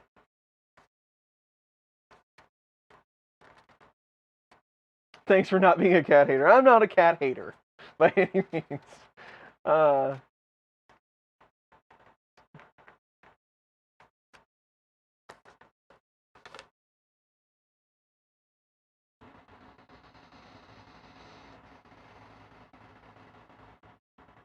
The XY2 Pro comes with a Titan extruder, but it's Bowden setup. Should I look? It's not a bad upgrade. I mean, you can make those Titan clones into direct drive probably fairly easily because they should fit right into a V6 Hotends style. It's not a bad upgrade.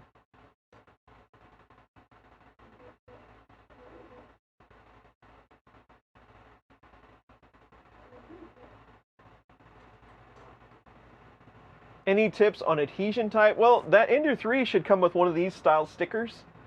It should stick like crazy, so you shouldn't have to have raft or anything like that. Run a skirt around it to get it primed, and you shouldn't have any problems at all.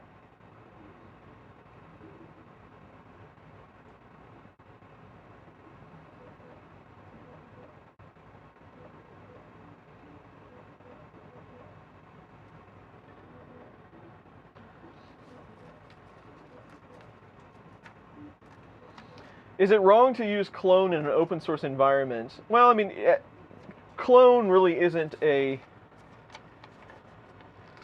I guess clone is probably the proper word for it. So you have an open source project, somebody makes one that's just like it, but it's open source. That is a clone of the original, I would say. So the clone isn't the problem.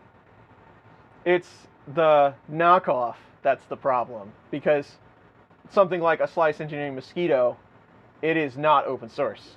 That is a patented project. So when you make a direct copy, that's actually illegal. When you clone something of an open source project, that's not illegal. Are you getting a product? Maybe. You don't know. You don't know who manufactured it. So I like to give the money to the people that did the research and development on the product, so I buy that one. But necessarily cloning an open source project, it's open source. As long as you do all your, all the right things and you share back and obey their license, I don't see anything wrong with it. Eccentric Nuck pledged on Patreon for $5. Thank you very much. That's much appreciated. There's nothing wrong with it, but, they need to do it responsibly. And not everybody does, but... Extreme close-up.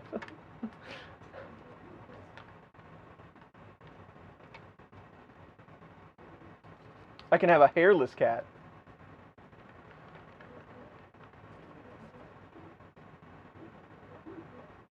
I probably missed some stuff.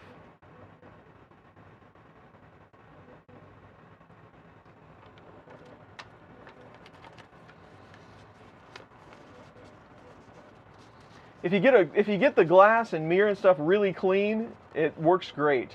But it takes a little. You have to have the right amount of finesse to get it clean to be able to stick.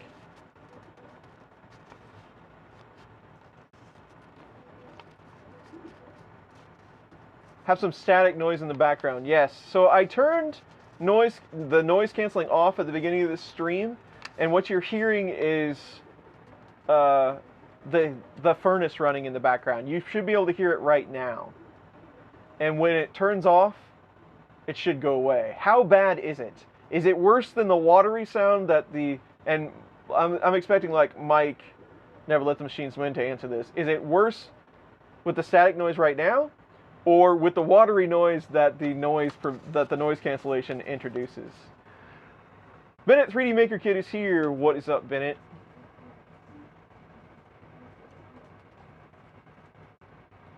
Do I prefer rods? Well, the Prusa style with the rods and bearings is I like it, but I don't necessarily know why I like it. Mr. Able to Speak, thank you very much for the 5. That is much appreciated.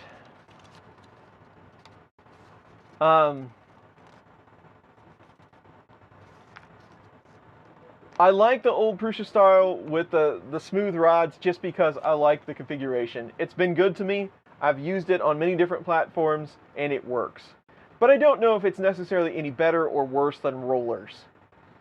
It's probably more expensive to put together, getting the rods and all of that and the bearings compared to rollers. But I don't think there's really any, in my experience, with the wheels that you get on most of these machines, I don't think there's really any huge difference between the two quality-wise. But I do prefer the smooth rods and linear bearings. It's fine, it's live. I'm gonna, Tom doesn't hear any noise, excellent. I want to go back and listen. This has kind of been the experiment. I wish I could isolate it and figure it out 100%, but I just don't think it's ever going to happen. Adam in 3D is here. What's up? Sorry to hear that, man. Sorry to hear you've been sick. Hope you're doing better. But not as loud as my original CR10 fan. Excellent.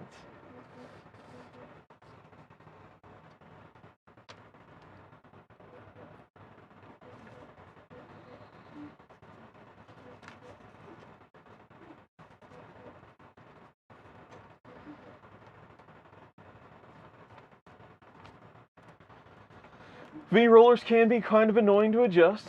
That is sure. I agree. Especially when you have like 3 or 6. And you have 3 on one side, you have to. Ooh, wife is making shortbread cookies. Nice. See, there you go. All the people watching this stream are usually in rooms where printers are running, so they can't tell split wire anywhere. looms or spiral wraps for cable management? Any tips for board housing cable management? Derek, thank you very much for the $10. I am the wrong person to ask about cable management. As Nappin will tell you, I don't do it well. I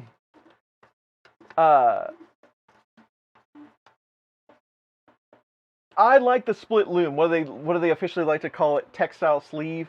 I also like that automotive loom. That's the hard plastic. That stuff works really well. Spiral wrap is just too big a pain.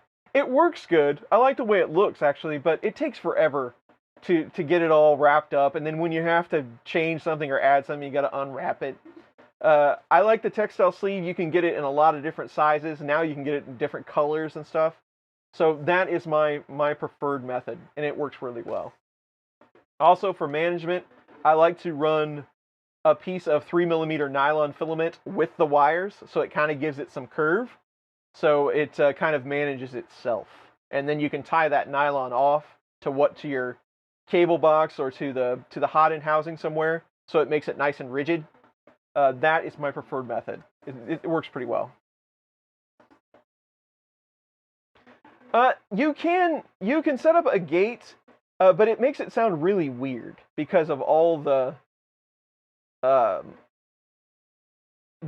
start and stop.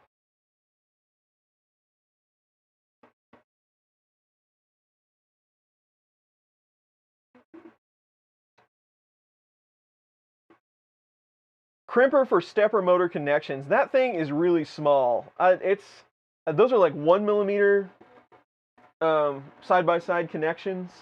I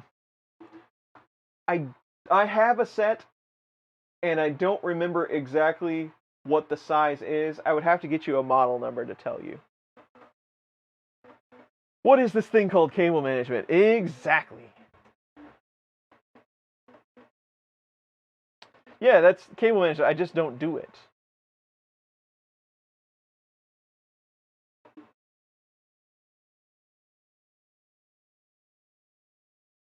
The brim falls apart, but the brim is probably printing at a faster speed, maybe? That's the first thing I can think of.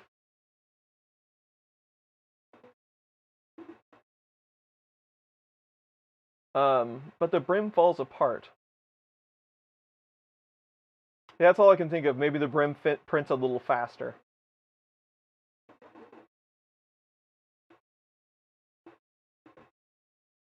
Yeah, Mark IIIs are... I've actually had to go back and and do some maintenance. I've actually had the Mark IIIs get a little bit loud. I've had to go through and grease them and put some oil and maybe adjust the bed just a bit, but they do quiet right back down. They have been pretty much the most silent. The Bear, I think the Bear is even quieter.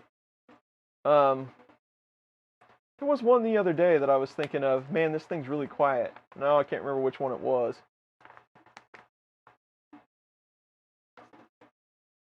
I don't remember. But yeah, the Mark IIIs are pretty quiet.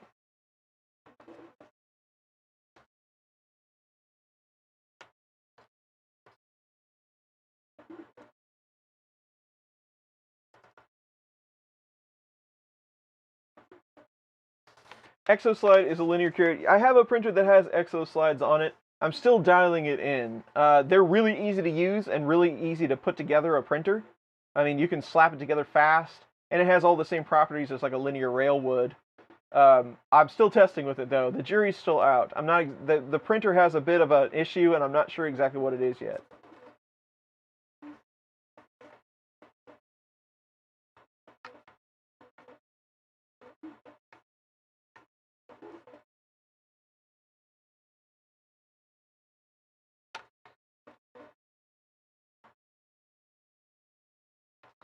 Do I prefer direct connectors for the hot end and fans, or a loop up of the connectors for the top of the hot end? I think so a lot of these printers use the breakout board, right? So they've like this. They have a connector or a cable with a whole bunch of usually proprietary connectors that go into a board that then you break out. I think every time you introduce a new plug along the line, you're going to have a problem. Now, a lot of companies do it successfully, like with ribbon cables, like on the artillery machines, and it seems to work for the most part. But I am of the opinion that the less plugs, the better. So I like to loop them all. I like to connect them, loop them all up, and run them straight back. And maybe put one connector in there like thermistors and fans, just so it's easy to swap them out. But I just think you save yourself a lot of headache in the long run by having the most direct run possible. Just my opinion. With the turbo, yes, Joseph, I do have plans on the turbo. I'm waiting to receive one. Joel, absolutely. I like to turn on the streams and just listen. I very rarely get in the chat, but I do watch a lot of streams while I'm working on stuff. I agree with you. Prusa Mini is very quiet. How much do I like my Core XY? I've got 3 Core XY printers. I've got 4 Core XY printers. I like them just fine. They take a little bit of tuning to get them just right, but they work good. No complaints. I like the drop down method for some prints because it keeps it just a little bit more consistent, especially larger prints and taller prints. But I like Core XY, but still, if I need to make a bunch of parts or something, I still end up using, 3 or 4 of the Prusa printers just to knock it out quick. They're just easier to use, in my opinion. Just easier to set up. You don't have to mess with them any. You throw a file, it prints it, you go about your business. Any updates on the FT6? Have I done anything with my Dexarm? No, I haven't. I've played around with it. I've picked up a whole bunch of Benchies and put them in a bucket. But I really need to get back to that thing. I have printed out a couple of things, and it did okay. As good as a plastic arm would probably 3D print stuff. But I really need to do some more testing on that. They're going to be asking me about that sometime soon, I'm sure. FT6.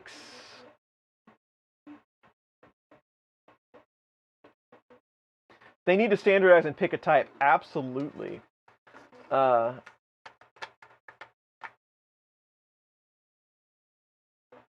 FT6. So I've had a lot of heat creep issues. The hot end setup that they used on that printer, it printed pretty good for a while, and then all of a sudden I was getting a lot of jams, and I'm pretty sure it's because of heat creep. Maybe because it's got a Teflon lined Bowden or throat barrel. I'm thinking I wore that end out because I have like hundreds of hours on it.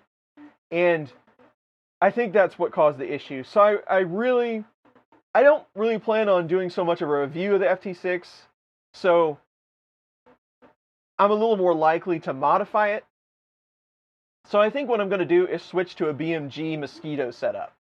And then, because I have a Magnum, so then I can go to a larger nozzle.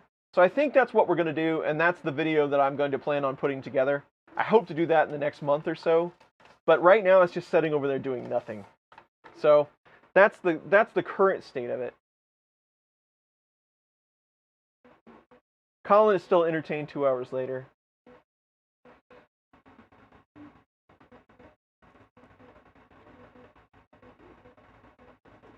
Can I elaborate on the value of Trinamic stepper drivers all day long?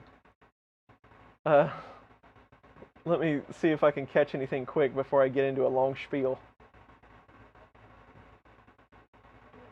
I don't know anything about the G-Tech A30 or any of the newer G-Tech printers.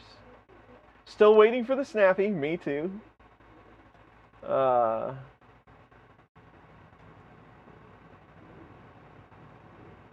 Old curmudgeons here, what's up? Desk chair of choice? Oh, jeez. I've had so many desk chairs, it's ridiculous. I finally broke down and bought an Aeron desk chair when I started working from home permanently, because I spend about 14 hours a day in a desk chair.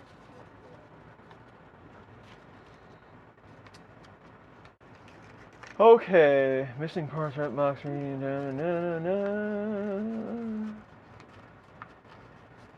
more powerful fan. More fan!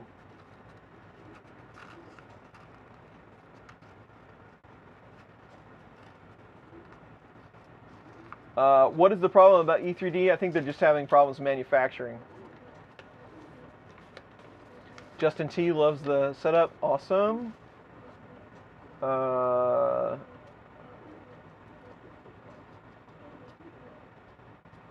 I don't have any. What is it? What are they? I don't even know how to pronounce. I don't even know how to pronounce that type of hot end. I've seen them. I don't have any thoughts on them. I don't have one yet.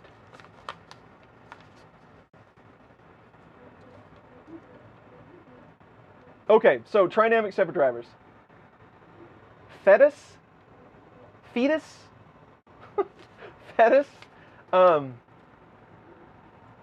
Trinamic stepper drivers. So, back in 1985, so most of the time in 3D printers, at some time in the hobby, we were using Allegra chips like an A4988 or a TI chip like an 8825. 8825 was supposed to be the pinnacle of chips at one time because you could do 32 times microstepping. But all of those chips, they introduced different features in the print when controlling a stepper motor that wasn't really all that desirable. So here comes Trinamic. Trinamic starts making a line of chips, small stepper driver chips. Let me step back before we go into Trinamic. Pololu, however you want to say it, they introduced what is called a silent step stick. So the silent step stick is that little driver board that, I'm trying to talk quickly, is that little driver board that you see that is replaceable on a whole lot of different 3D printer boards, like ramps. And that made life so much easier. And most of the time when you saw those, you would see them with an Allegra chip on it, but they started making more of them. Whatever. So there comes that chip. Then jump to Trinamic. I don't know exactly when Trinamic started making the silent step stick format. I started seeing them as 2100s. So then they ramp up from there. So the first thing that you're going to notice about a Trinamic is they have a much quieter operation, and it's just how they do stepper timing, and they handle things differently than a standard chip would. Then you jump to, and so smart stepper drivers, when you get the 2100, that's referring to the fact that you can control some things about that chip and how it does stuff through software. I'll take a moment. For the Mandalorian helmet, cool partying face, partying face. And it explained all the phases. And for Mario, thank you very much for the 2 for the Mandalorian helmet. That's going to be one big helmet. I have kind of a big head. Anyway, So the 2100, you could control certain things, but you could, God, I could really get off on this, on and on and on. You could also do that before with some things called like digipots. You could control those electronically, like with a 4982, and you could set motor current and on and on and on. But they weren't as quiet. Back to TMC, 2100s, then you saw the 2130. The 2130 was the one that kind of changed everything. Now, what 2130 did was they introduced something called Stall Guard.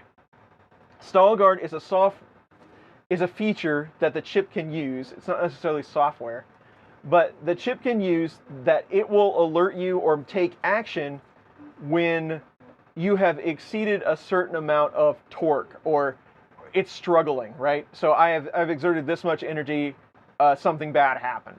So they could use it for sensorless homing as well as other things.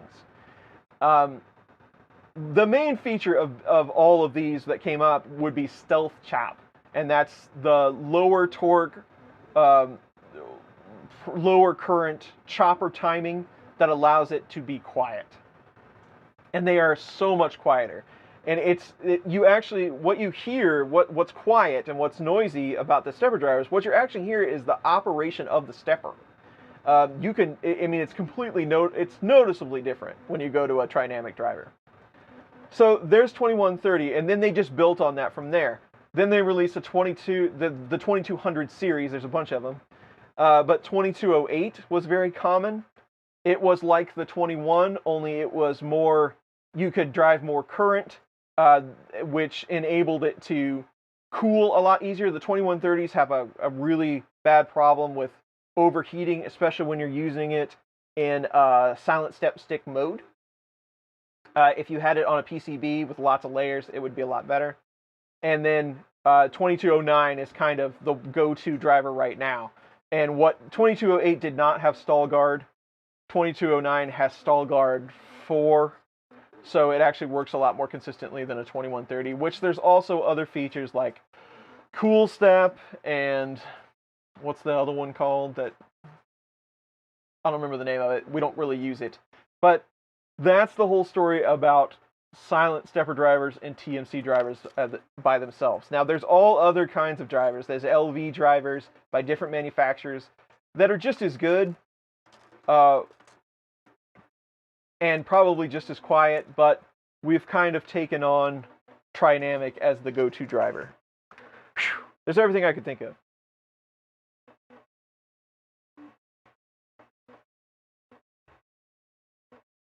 Love some glue stick. Who doesn't?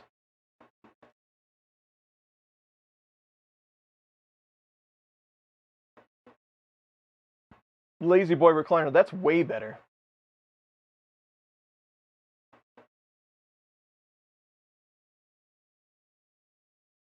I have not looked at the Exchange tool changer. That has already been asked once today. No worries about that. But now that 2 people have asked, I really need to go look at it. Glitter glue stick? How nice. I could sell stepper drivers. I'm a representative.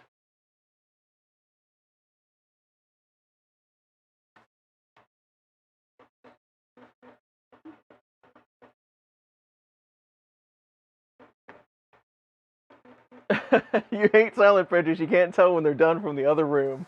Fair enough. Fair enough. Yeah, our old Benchy needs some love. We definitely have some incorrect extrusion settings, but that doesn't surprise me at all. Thanks for the overview. John Cook, you are very welcome, and thank you very much for the $20. Anytime that I can help, I will.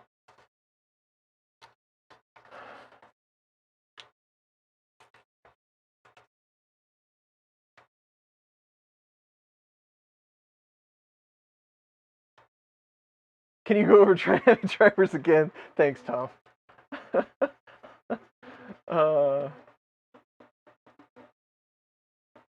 I should grab the driver speech and assign it to him so I can just step back and play it. That'd be great.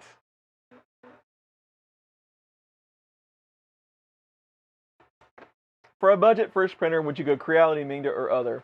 So I've thought about this for a while. Creality is kind of in an interesting phase at the moment. And I don't really want to get into that.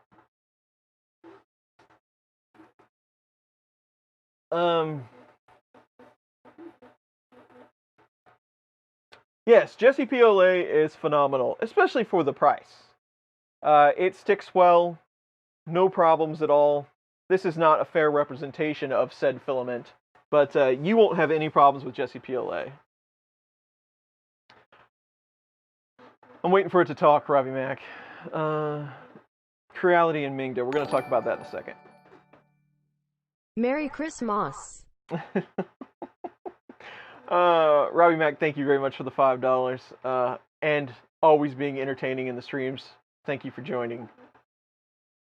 It's been so long since I've gotten to talk to all you folks. Robbie Mac and Ryan Buttram and Mike and, in person. I really need to come jump on a stream one of these days soon.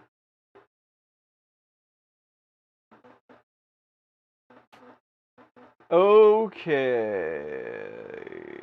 Value add to all the Z commands. So M209 baby step is relative value.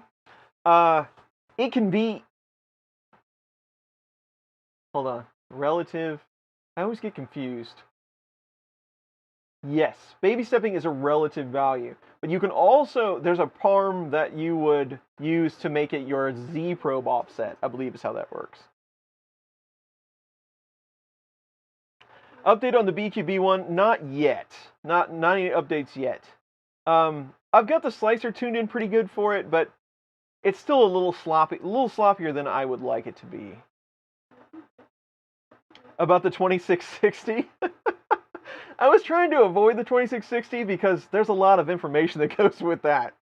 I could pull up the data sheet and we could talk a little bit about it. 2660 now you got me going. Hold on.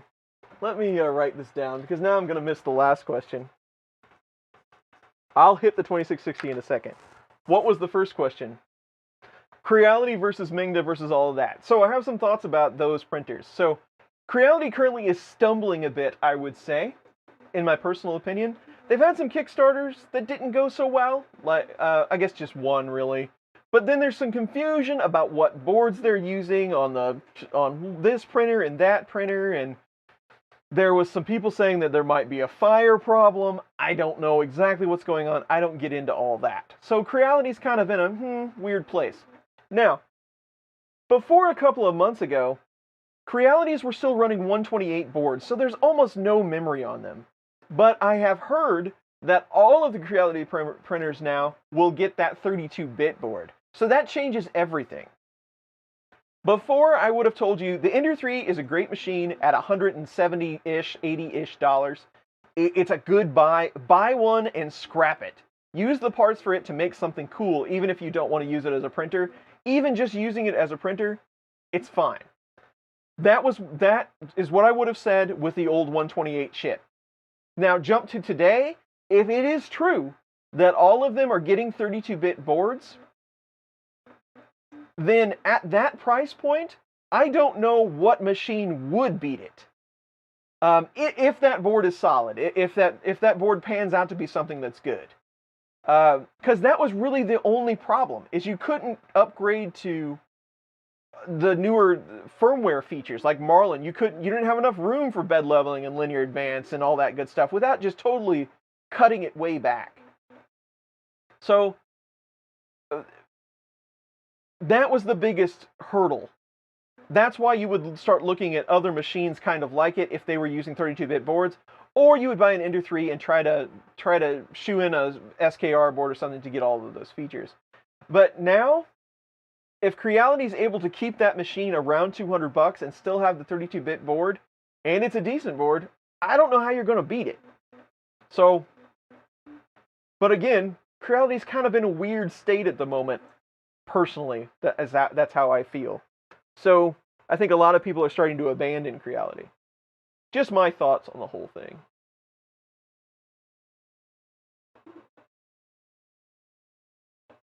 Let me know when I'll join the troll train. Uh,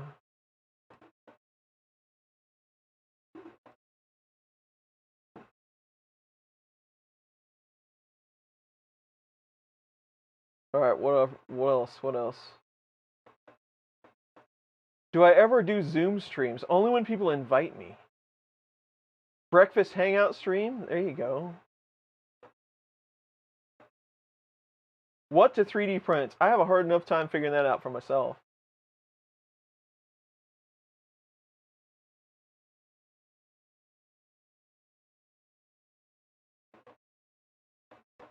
Huh, that's interesting, Jeff. Definitely get a hold of Printed Solid on that if you haven't already, and let them know.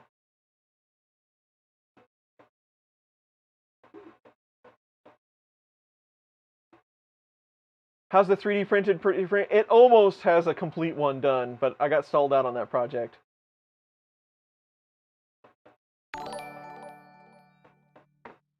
Would you dual driver a dual Z setup for an Ender 3 Pro with extension kit already have the SKR1, 40 and spare drivers? By the way, happy holidays, Grin. I'll get to that. Back to regular scheduled shenanigans. Absolutely, Robert Mac.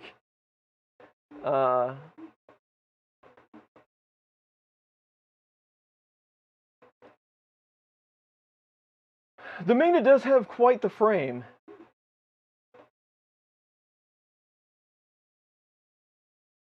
Alright, where am I at?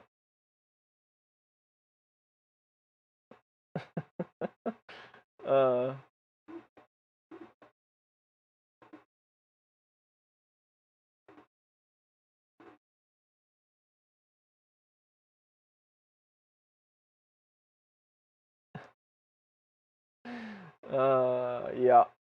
Okay. Let's tackle this one. Would a dual driver, dual Z setup for Ender 3 Pro with extrusion kit already have the SKR and spare drivers? Happy holidays to you, Jason. Thank you very much for the 5.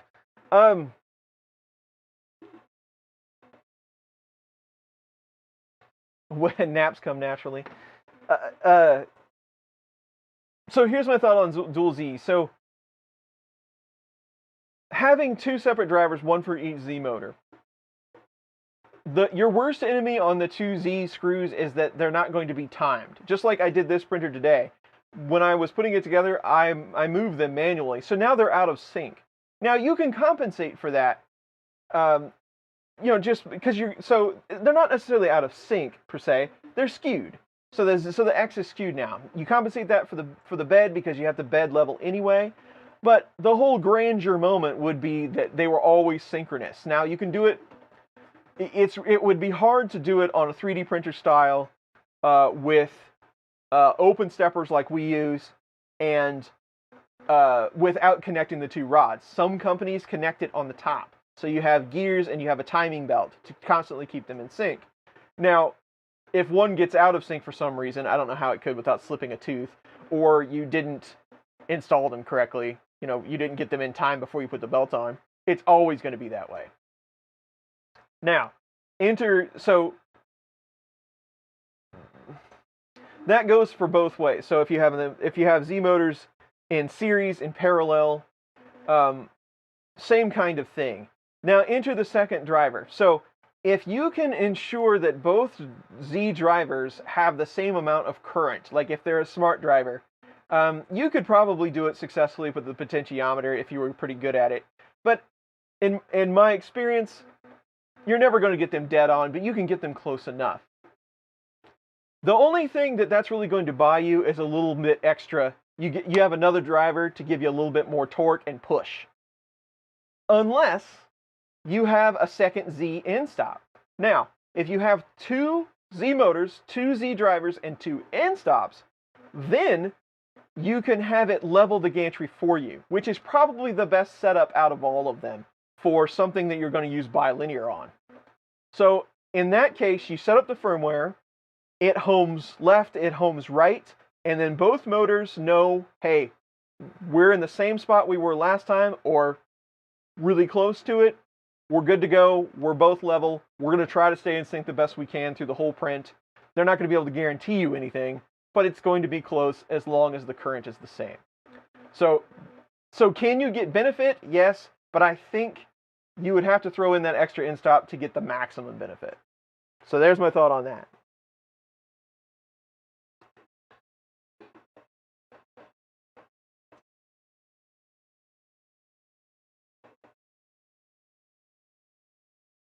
Right now I'm in the basement. Thank you for reminding me of that.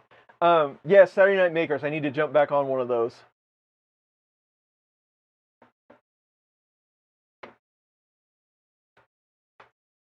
Yeah, and Nappin brings that. So, and I mentioned this the last time I did the spiel about dual Z screws.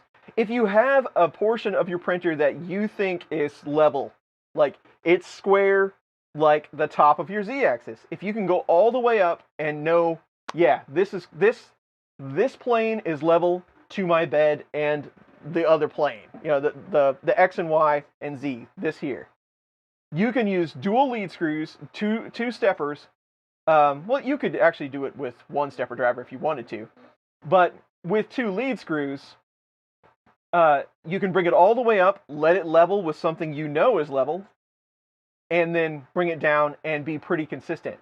But that's only going to work if you don't unplug it, and you have, if you have, you know, a more granular pitch lead screw, you can't backfeed it as much. There's always going to be a little bit slop in the Z-nut, unless they're preloaded constantly. There's a whole lot of factors there. But you could, if you wanted to, every print, you could come all the way to the top, try to level out, and then start printing to try to give you a sense of consistency in between the two screws. So that's also another option.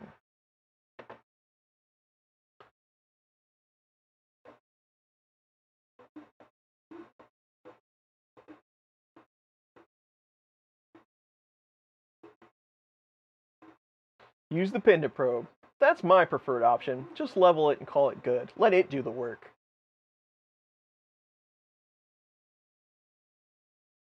What does X changer go for anyway?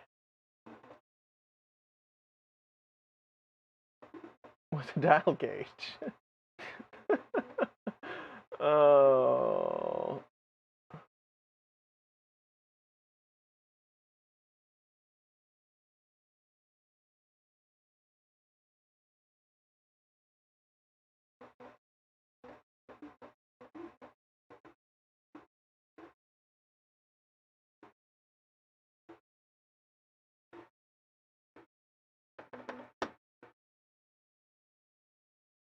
I know I butchered your name, but Asraf, thanks for coming to the stream. Hopefully we gave you a few tips that will help you out with your MMU2, and I hope you have good holidays. Is that a furnace I handed? Absolutely it is. Not at the moment, though. I hope you don't hear it right now, because we have another problem.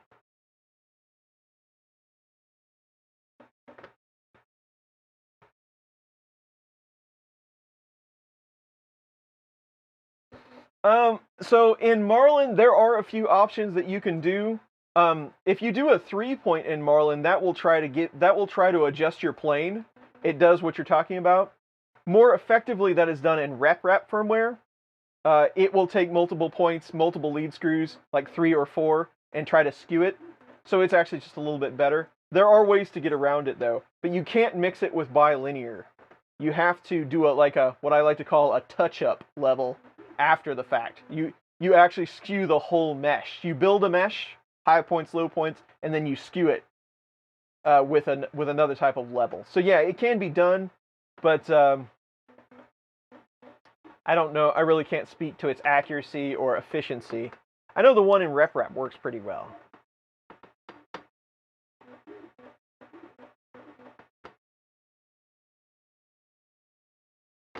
You want to use rigid couplers on your Z-rods. If they are super straight, there is no problem with that. Just make sure that the Z-coupler doesn't tilt or skew your screw in any way. Like, preferably find ones that are split and they clamp the screw, not the ones that are actually pushing it with a grub screw. The grub screw can actually introduce can make the screw a bit off-center depending on the coupler. Make sure they're nice and tight, and prefer to see one that clamps instead of gets set with a screw.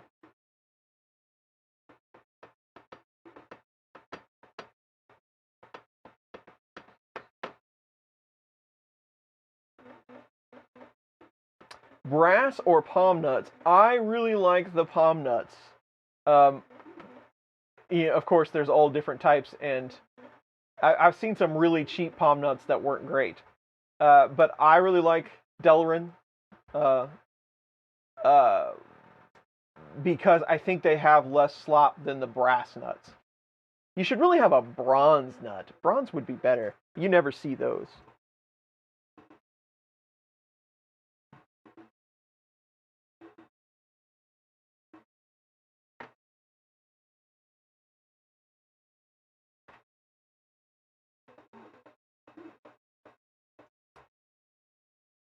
Have to have a hard think. Boy, I know that. Sometimes I have to just sit down and think about it.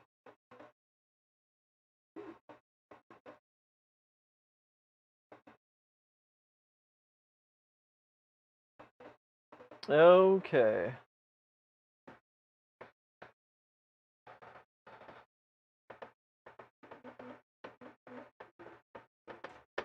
Ender 3 has dual leads with a belt. Excellent. I see that a lot on CR10s. The one in RepRap does work amazing. It works good. That's like one of the best features in RepRap.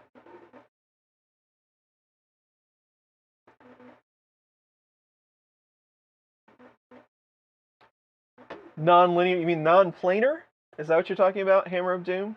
I haven't seen any more on non-planar. That's been around quite a while, but I think there's like some legality with that. Like it's like there's some sort of patent with some of that stuff. I don't remember how that turned out.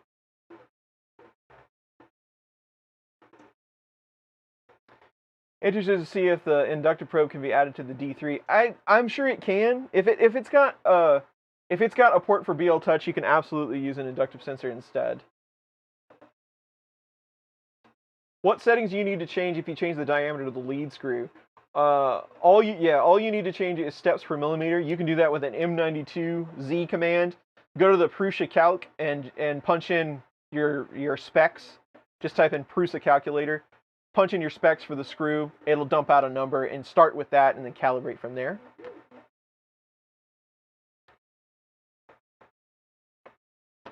Michael Fox has been away for a while. Good to see you, Michael. Have you missed anything good? Not really. Just streams, hanging out, printers, you know. Good to see you, though.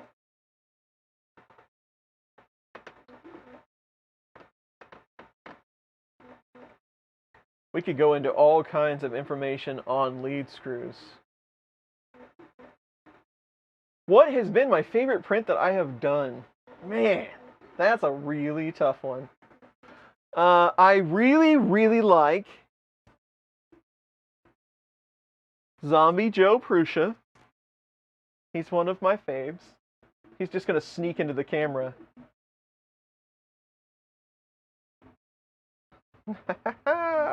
I love Zombie Joe. He's one of my favorites. I've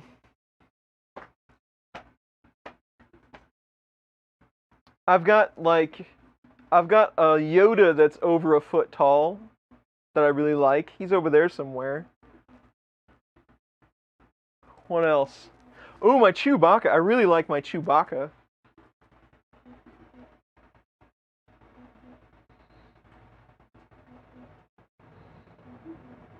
There we go. I like him. So many good ones, though. So many good ones. Too many to even count.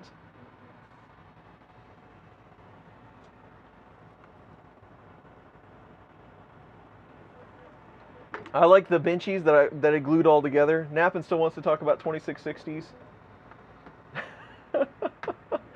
Okay, 2660s. But I have to pull up the data sheet because I got to look out one. We should talk about angular momentum. So my brain will explode. I gotta look up datasheet real quick, Nap, and we'll talk about 2660s, because there's one name of a feature that I can't remember what it is called. And I don't remember, the 660's been around for a while. And I don't remember what they call it.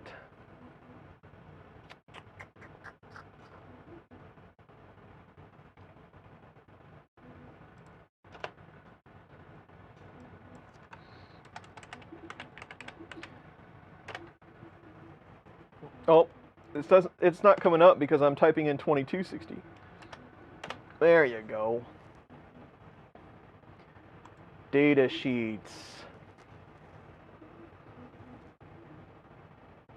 That's not a data sheet.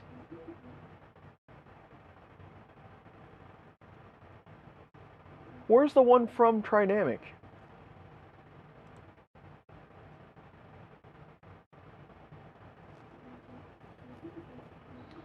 That is...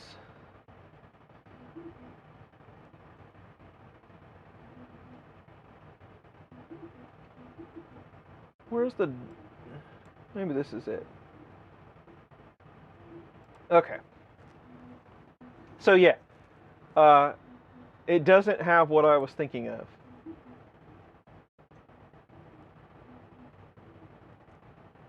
It's got stall guard 2. It does have cool step microplier. That's the term I was trying to think of earlier. Microplier. 2660C. So there's a couple different ones. So okay, now I'm all caught up on 2660. So on the 2600 series, your biggest advantage is they can handle 4 amp. Where like 2209 is like 2.5, something like that, 2.5. The thing that you're going to get, so 2660, the reason why we're talking about that is because that's been default on Duet for a long time. And they're really quiet drivers, but they are not, they don't run Stealth Chop. Stealth Chop was the big feature that made Trinamic, that kind of made the name for Trinamic, I would say. If you don't run in Stealth Chop, which is the quiet mode, you run in what is called Spread Cycle. And the 2660 runs in Spread Cycle. Now, it does have Stall Guard 2, and it does have Cool Step. Stall Guard is what gives you centerless homing. That's what will take readings of the motor and do things based on, okay, I stalled it out, so I can do this, I can do that. You could also use it for like jam detection and stuff if you wanted to, if you had it set up just right. But that's the big thing, that the 2660, a lot higher amperage, it's a lot larger chip, so you can't make it into a silent step stick, although they have one. I don't remember what they call it. But they do have one of those boards now with a 2660 on it, but for a long time, it was a much larger chip. It's kind of getting long in the tooth. It's still a good chip, but it's one of the older ones, and you can drive a lot larger motor with one of those as well because of the higher amperage. I don't know what the recommended maximum motor size is on a 2660, but voltage is up to 30 volt DC. I mean, and so that's what I was telling you about. Microplier. Microplier is that's the feature that allows you to do 256 interpolation. So not only are you getting micro-stepping, you are taking that one further, and you are getting micro-steps inside your micro-steps. So there's 2660. Unless Nappin would like to know something else about it, which he knows everything about it. He's just poking me.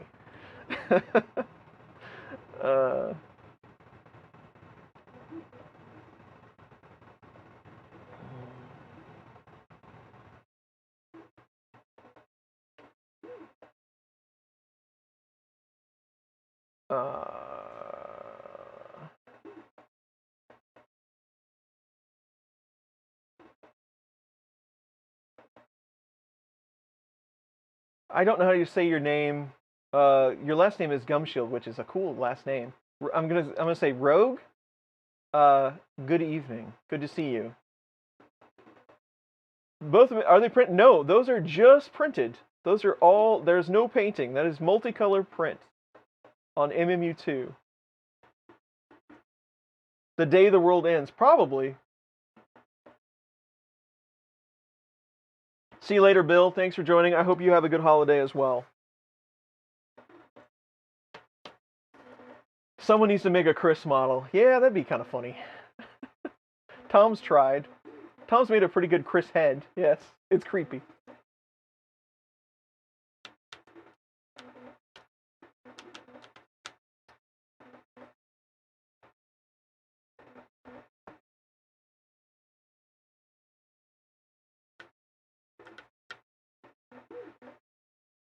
John's got a link to a PA driver. That might be the modular, what I like to call the modular one.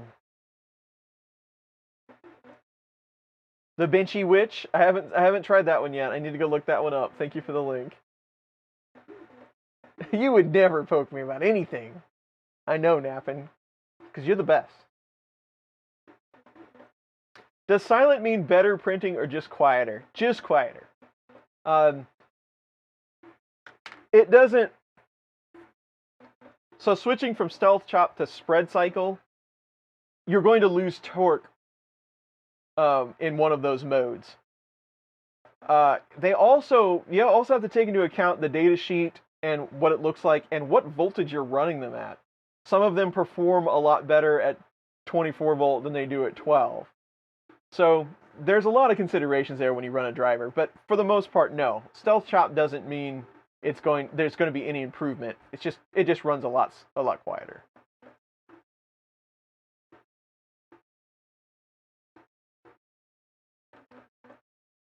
Power draw is significantly, well, I mean, you can draw as much as you like. It just depends what you're driving. You can run them at whatever rate you want. Netherlands Einstein? Yes.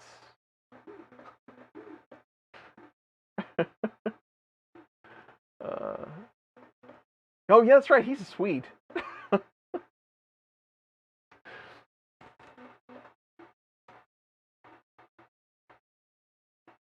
Hey, speaking of 3D scans, those of you that were at ERF 2019, did anybody ever receive their scan? You remember the guy was doing free 3D scans for everybody? I think we all got a scan, but I don't know if anybody ever received the files. And anybody have an update on that? I was just thinking about that the other day.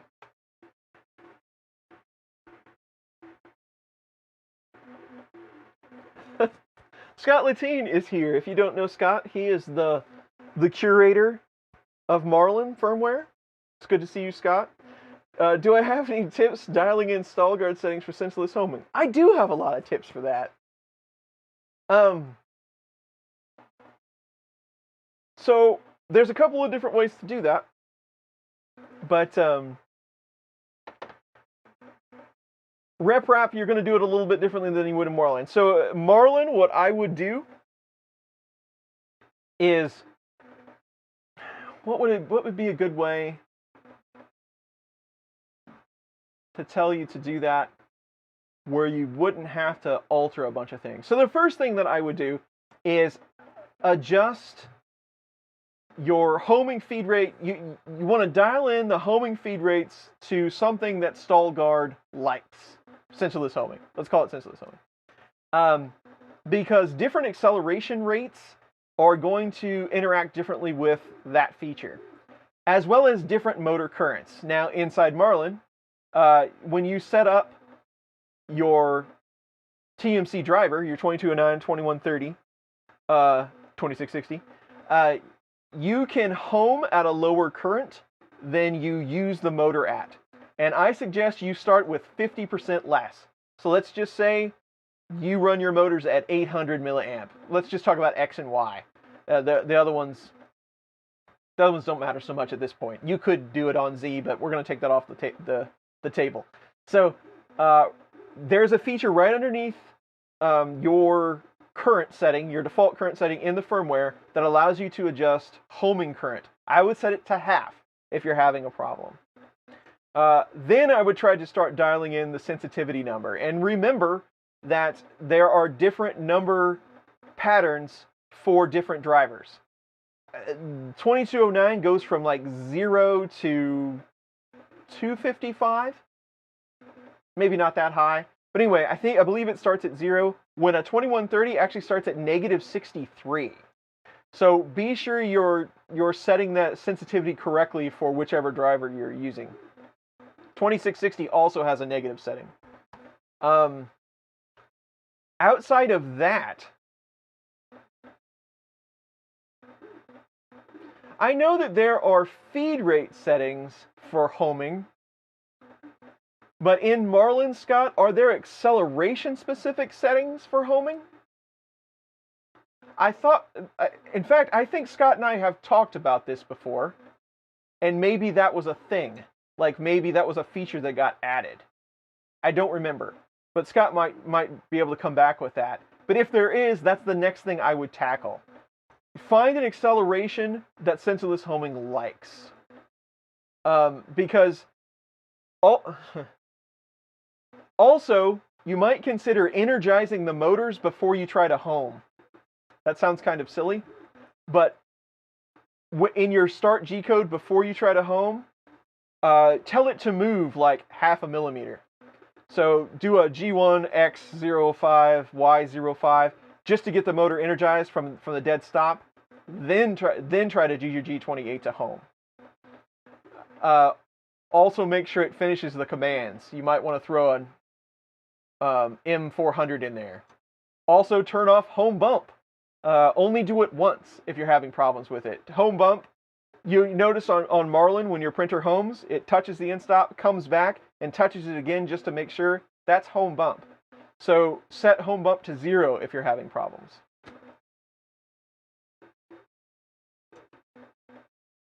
Scott saying it sounds like a good idea. Okay, so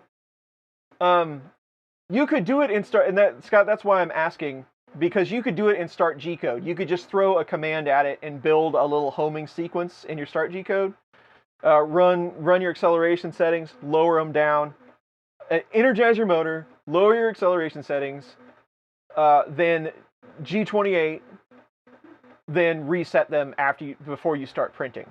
So those are all the tips and tricks. Man, this seems like I need to make a video on this. What else? Acceleration, current, energize your motors before you do that. Maybe consider throwing an M400 in there to wait to make sure G28 completes before you move on. Those are my suggestions. Whew.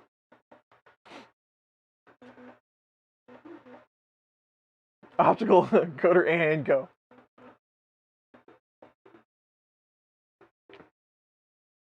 Thank you for stopping in, Michael Fox. Much appreciated. Good to see you.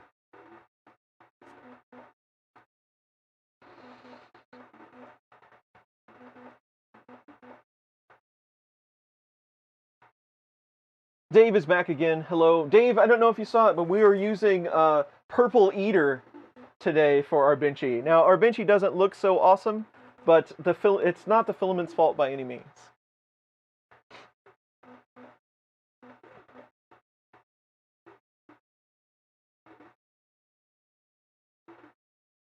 +1 for a G-code hacks video. I could set one of those up. I gotta find a setup that we could test on. But I can throw one of those together. No problem.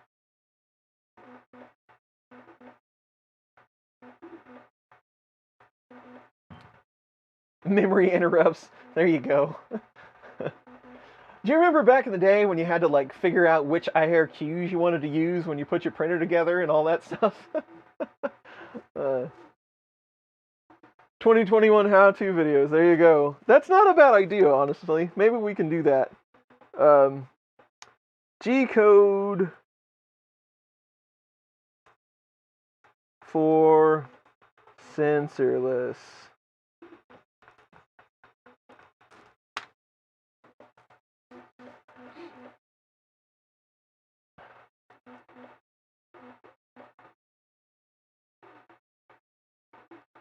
Improve homing reliability. I have seen that, Scott. I'm not sure what it does.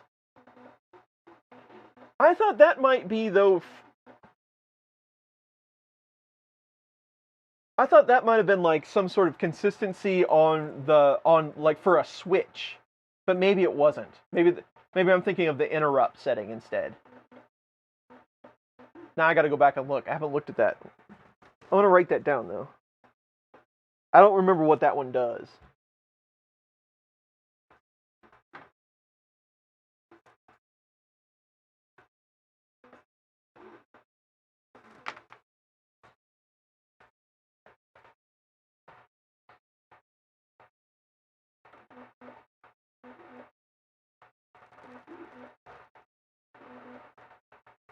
On your old Amiga? Nice. Oh, scuzzy. There's nothing like a 50-pin ribbon cable. Haven't seen one of those in a few years. TK's here. What's up, TK? Fancy starting NG code. We could do some cool stuff. I need to throw one together, too, about lowering temperatures. And then doing the bed probe and then raising the temperatures. I need to throw one of those together. Low temp probing.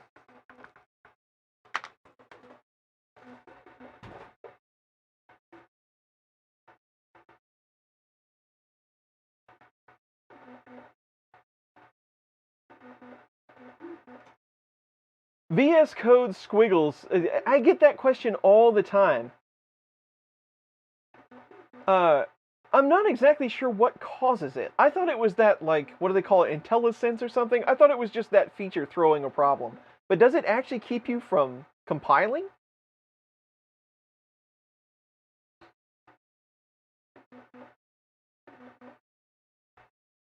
A probe cooling fan.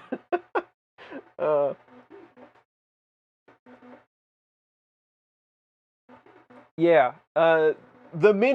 The Prusa Mini came out with a profile that does that.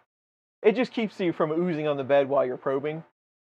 But it would be a nice feature to have. I really don't like waiting for it, but you know, if you know the first layer is going to be okay, I don't wait for it anyway.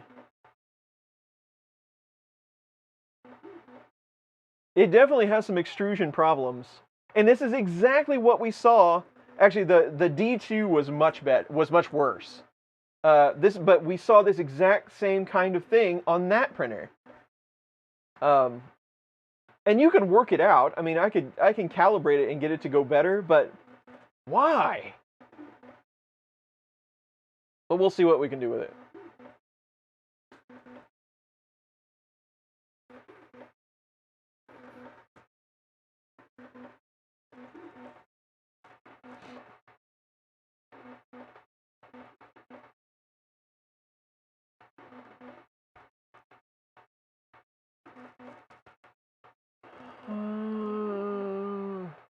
Yes, Dave. So Dave makes the vintage colors for all those builds, the Commodore colors and the Amiga colors.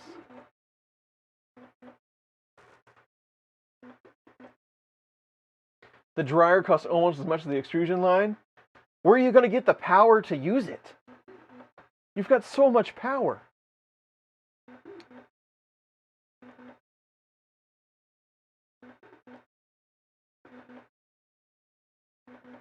Scott, that might be exactly what the problem is there's a tilde in the file path name. I'll have to try that now. There's so many people that get stuck on that, though. I get that question 20 times a week.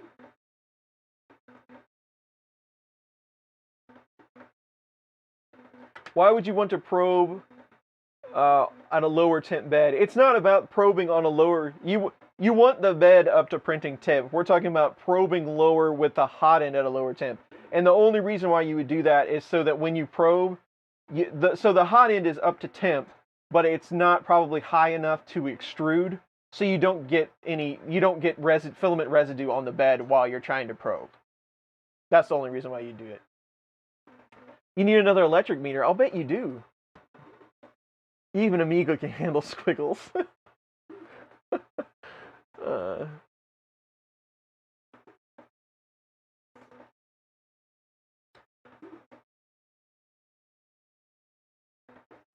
Verge, Merry Christmas to you. We will see you later. Thanks for joining the stream today. Nitram is back. What is up?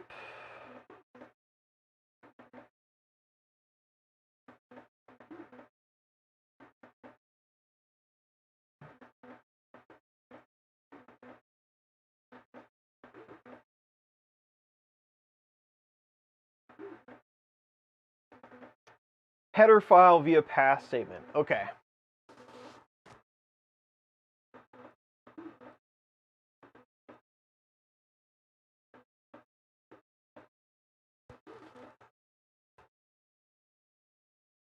It's definitely a step problem for sure.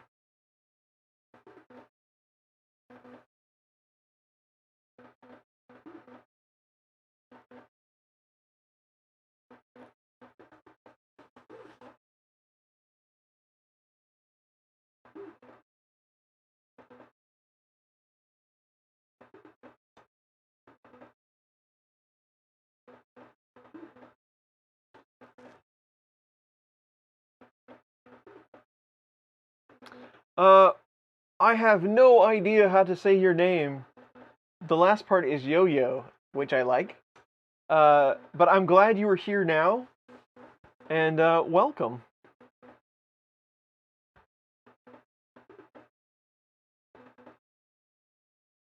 Still not as much power as Glenn uses for his crystal slides? No way. Nobody uses more power than that.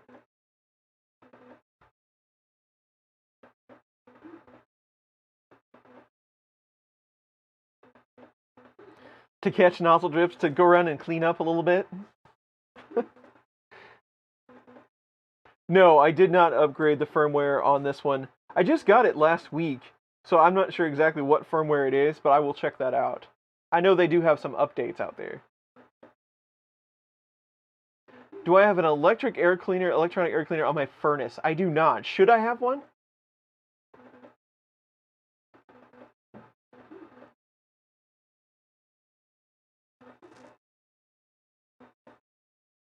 $1.21 gigawatts.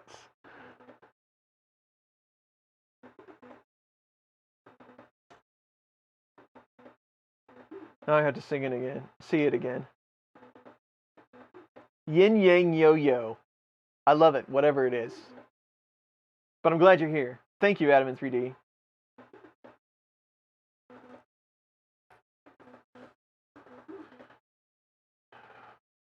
It is a bit stringy.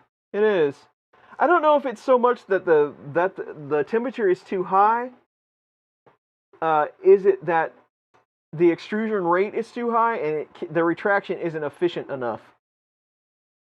You could you could lower it to get it to act a bit better, but you'll see it when I show you the Benchy. You can actually see the inconsistency on the top layers. And that's kind of a sign, yeah, probably it's not doing the extrusion as it should. So I bet if we calibrated it and dialed it in a bit, that would all go away.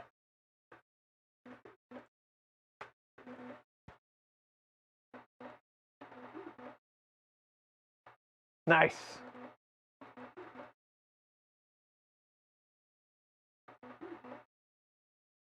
I still haven't spent much time with Super Slicer yet. I really need to dig into it a little bit more.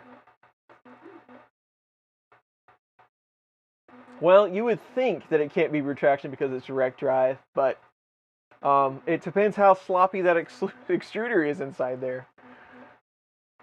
Johnny Gardner's here. What's up?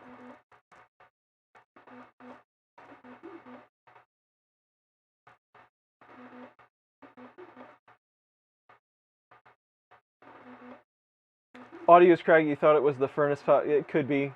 It could be. It's not. It's not the electric air filter though. Well, I gotta go back and listen to this one to see. I still do have battery to see how it turned out because I did turn noise suppression off on this one.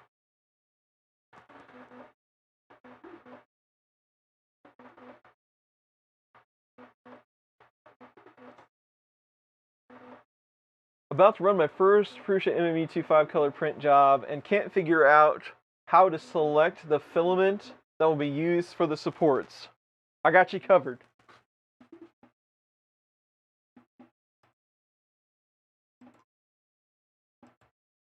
I'm hoping that you were using Prusa Slicer.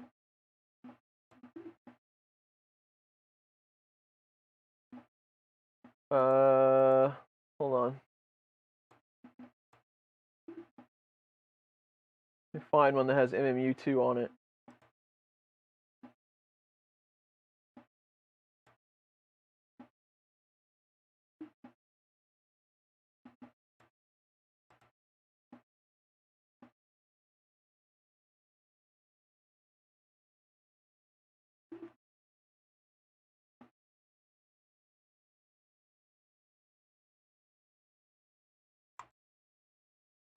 So here is Prusa Slicer.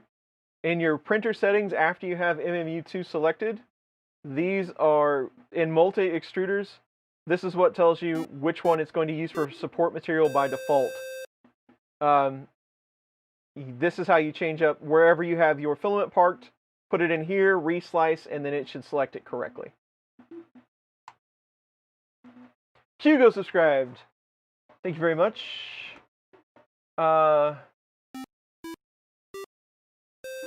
Man, I've missed a bunch of these. Maybe the sound wasn't working until now. Oh no, they're just coming in. Now they're going to come in. This happened yesterday. They all came in all at once. So now it's going to beep over and over and over.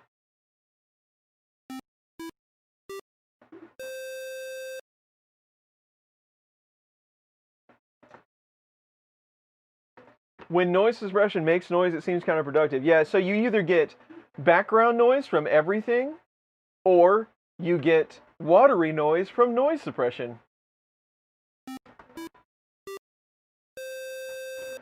The printer is not actually that loud. I think the microphone is just really sensitive because I turned noise suppression off. There is a lot of stringing on that Benchy.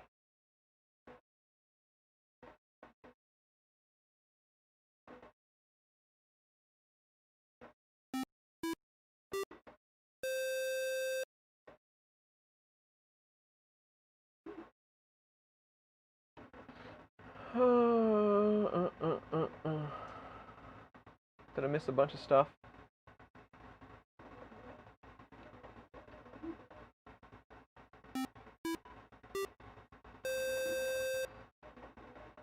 I don't know why Streamlabs...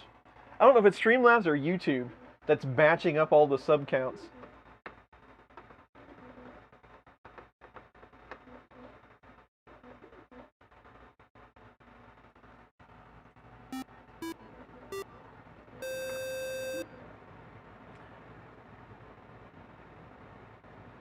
Pirates of the Caribbean mode.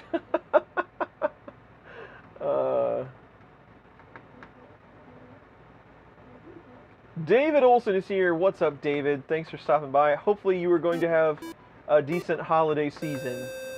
Good to see you.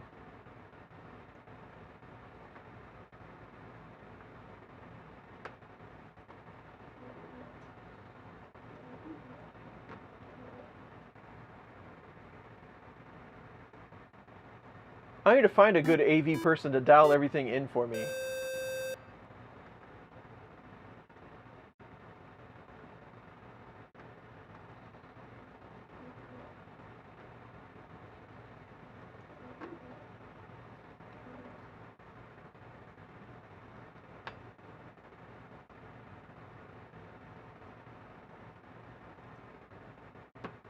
Just for fun,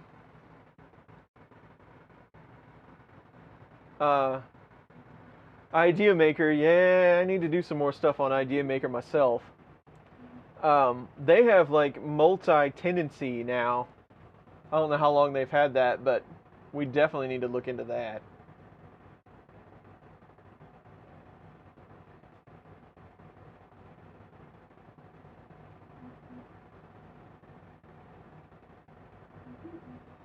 So let's, just for fun, since we're almost done with the stream, let's switch back to noise suppression on and see what we end up with. It's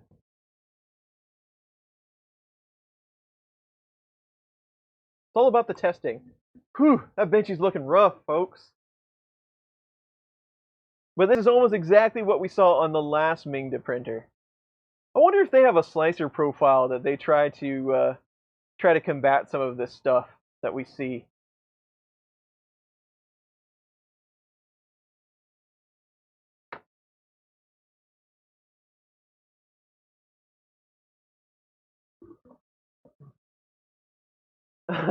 Idea Maker has the lowest minuses. Excellent.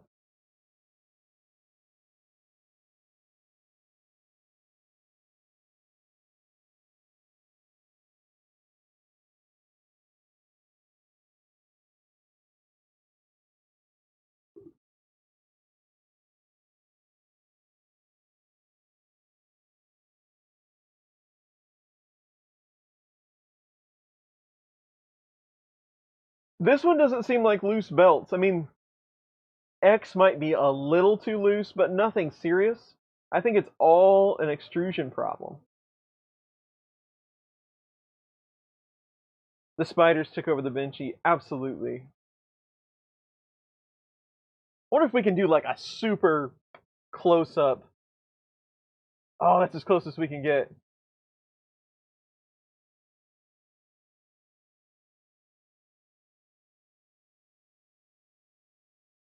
Am I printing in CPU? That's a great question. But no, I'm not. It just might seem that way.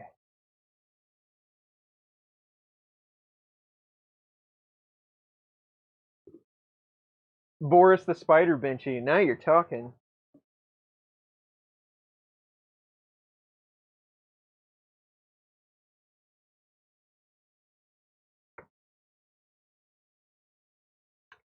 You too, David. You too. Thank you very much.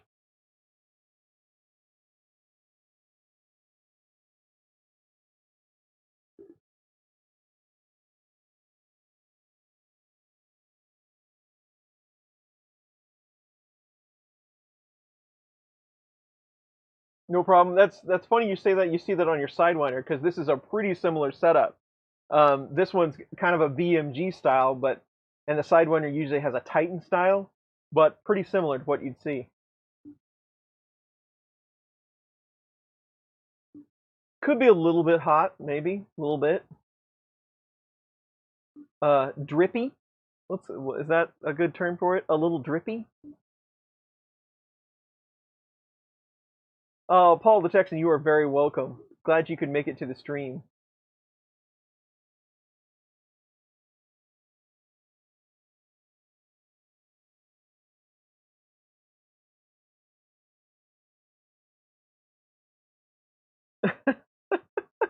Hit it with a blowtorch.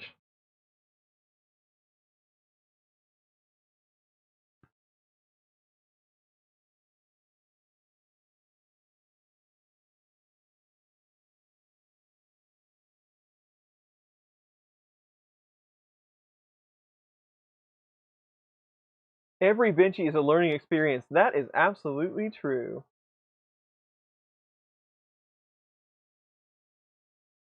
Ooh, did you see that gap fill? Thanks for fixing audio. John Cook, you were very welcome. Thank you very much for the $5. This was an experiment day, and I apologize for the audio if it wasn't so awesome. But now I have a now I know. Now I'll be able to watch this back and tell the difference and see what I need to tweak. Because I wasn't real happy with last week's audio, so maybe we've got it figured out this time. Yeah, that's why I mentioned it because that didn't look quite right. Steven's talking about the gap fill. It didn't look very filly.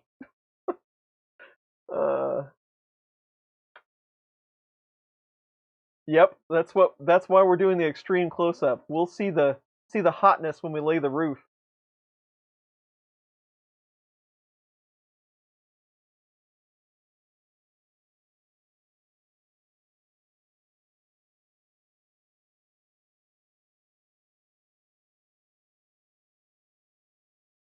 VS Code wants this to be installed VCPKG. It's not supported with syntax that I said.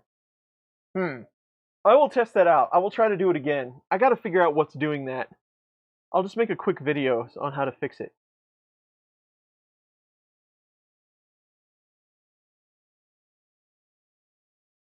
Because I don't have enough Benchies. That's not a good idea because I mail those Benchies to other people.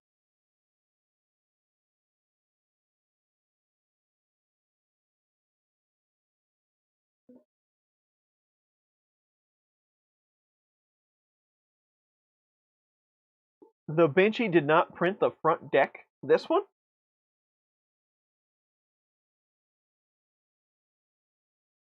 Am I interested in tuning this printer? I will tune it a bit. Just so I can continue with it, but we'll see how much tuning it takes.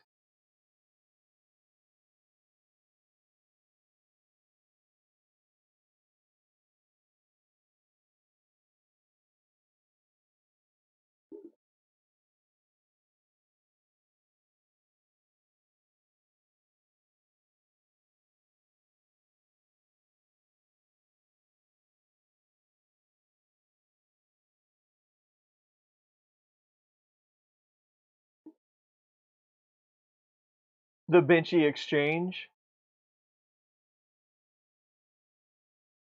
Yes, there is a front deck on there. It is a complete Benchy, just not very nice of a Benchy.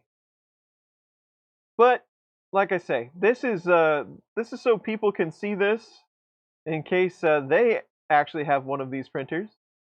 Then they can know that it happened here too.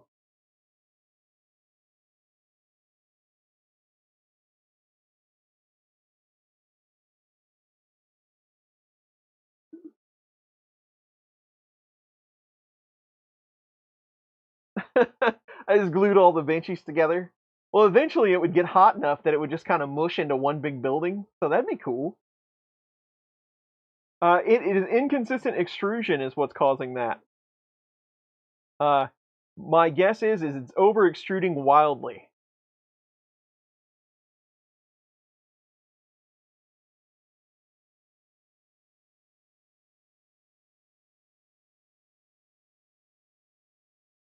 Yes, Andy, punch in an M503, and that will spit out all of the settings for you.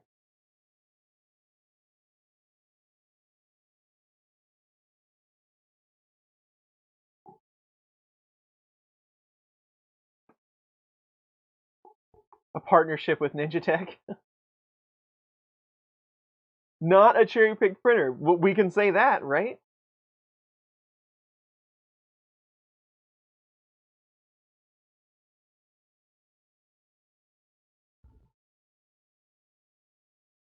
There you go. Here it is. Oh, look at that. You ever seen the filament actually kick up before?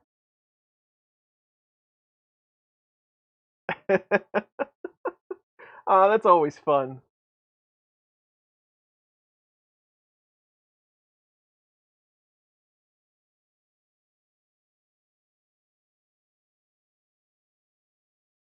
Maybe it didn't like to be dropped. That's a very good point. Maybe it didn't. Yeah, I can do that. What I can do a video or whatever and get an update on what I do to fix it. Sure.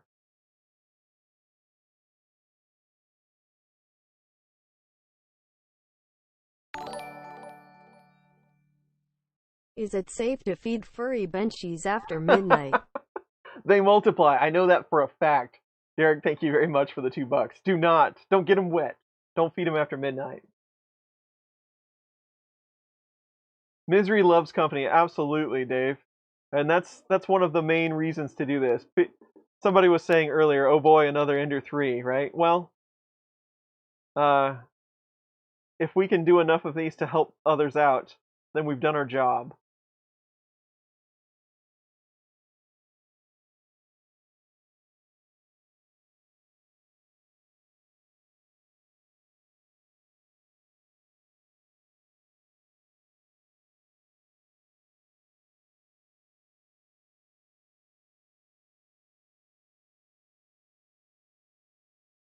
A 3-year-old loading up a toothbrush at night. That's quite the analogy.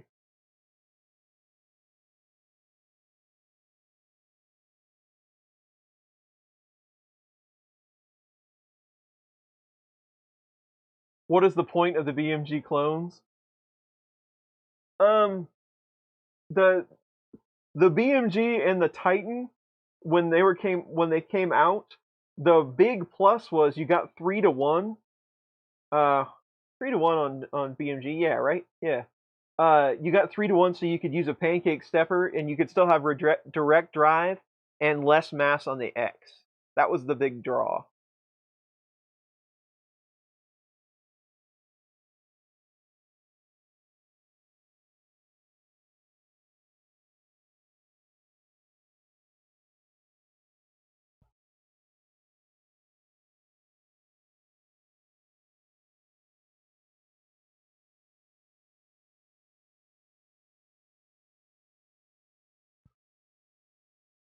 And like I've noticed Jesse does like a little bit more heat than some of the other ones for sure.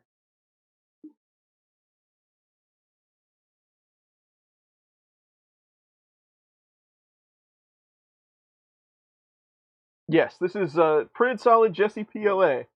This color is Purple Eater, which I kind of like this color. It's actually a little darker than the camera alludes to.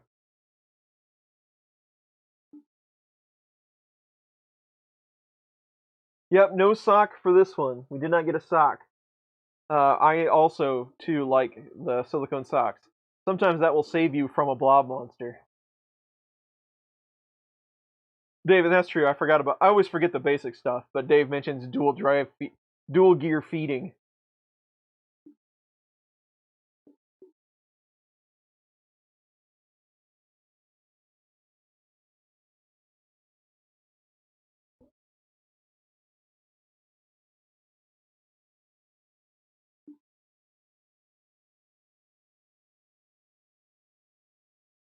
It is seriously over extruding. It is not you.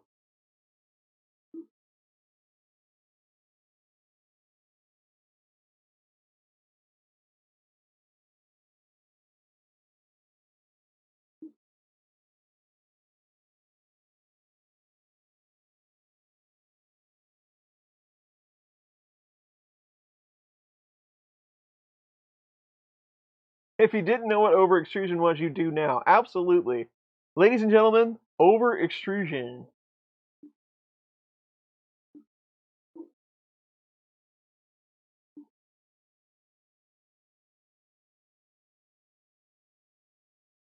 First blob monster. I never like blob monsters. They're the worst kind of monster.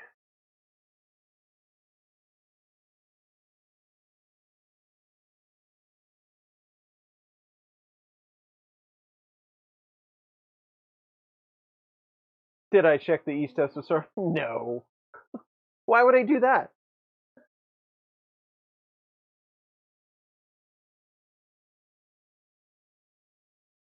Over the legal limit.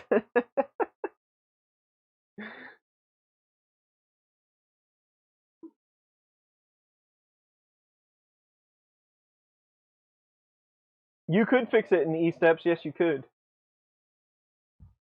You could fix it a handful of different ways, but yes, you could definitely fix it with E-steps.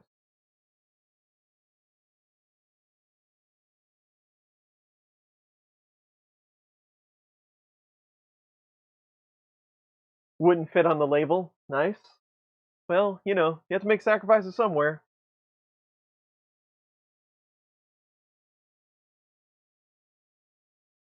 Yeah, it's laying down some filament.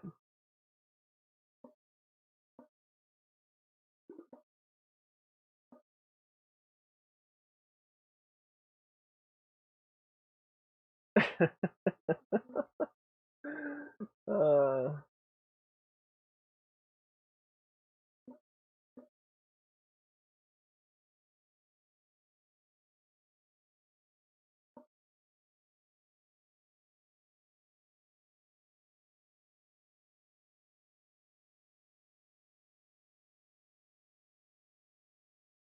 they would be completely disappointed. You are correct.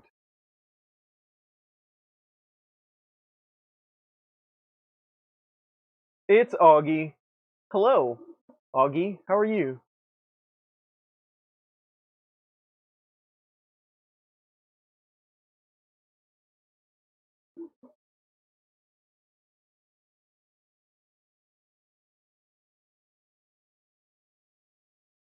Is the Print Dry Pro worth it? That is a good question. Um, I have a Print Dry and a Print Dry Pro. The Print Dry Pro I wouldn't say it's any better or worse than the original print dry, but the chambers are kind of nice. It's nice to be able to add on the chambers. You can do a lot bigger spool in the Pro, but if you're only doing 1 kilogram spools and you only need to do like 2 at a time, the original print dry works just fine. If you feel like doing a little bit of work, a cheap food dehydrator would work just as good as the print dry. The nice part about the print dry is you don't have to mess with it. They give you the sections that you can stack on. You can print out of it, so it's got ports that you can print and it will unspool. But you could do that with a dehydrator as well. But again, the print dry, you have to mess with a lot less stuff. So, but is the Pro worth it? It is if you want to do a lot of spools at once or larger spools, but I think the original print dry would be just fine for the normal user.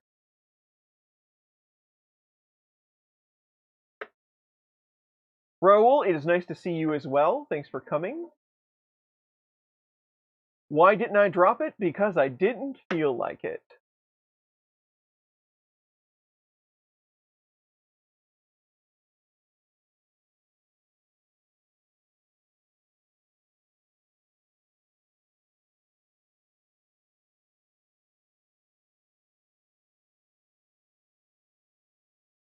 Have I ever bought a 3D model file ready for 3D printing, like G-code ready to go?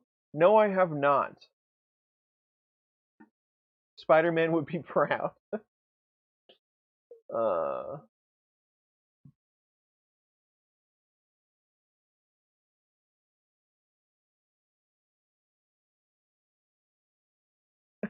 every printer they sell. Could be a bit too hot.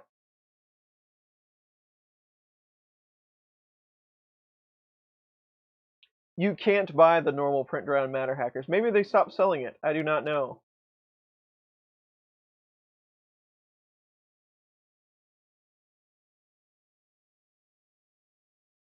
I think the big square dehydrators that you can get on Amazon are the best deal. The ones that aren't round. You can get some of those for like 70, 80 bucks that would hold a whole lot of different spools of filament. So maybe that's the way to go.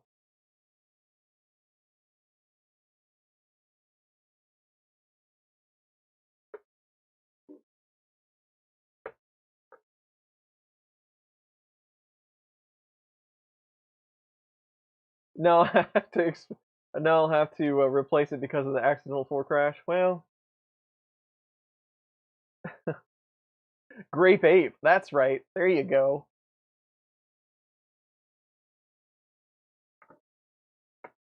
STL files. Have I ever purchased one? Well, I purchased them from like the create like Vedran and Fotis and stuff all the time. Yes.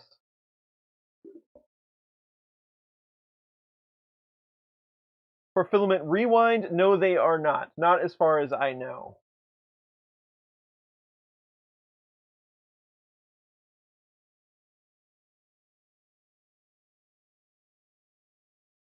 They stopped making that one. They might have.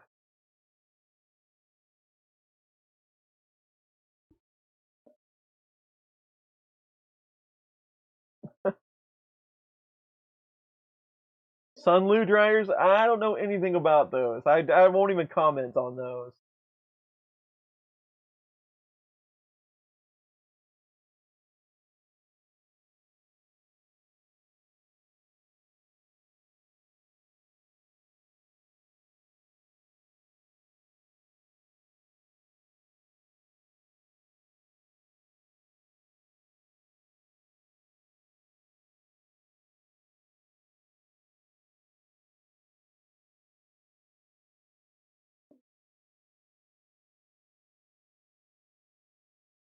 Yeah, the arch looks pretty good, actually. You're right.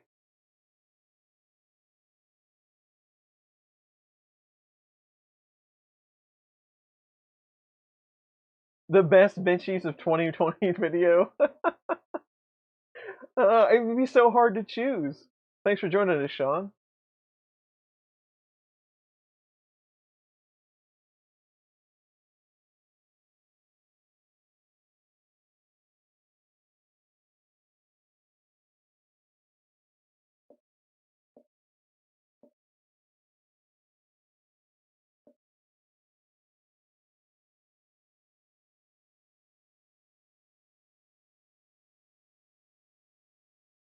if I print my printer Z-nut in resin,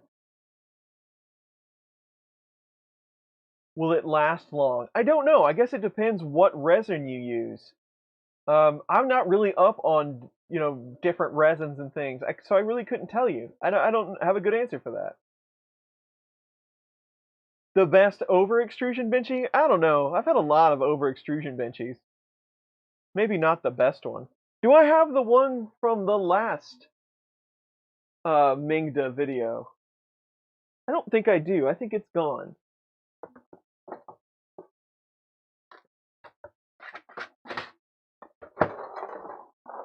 It is gone. Or I would compare them. Because it was pretty awful as well. I'll do some fix up and tune it in real quick and print another one, and I will tweet out the results.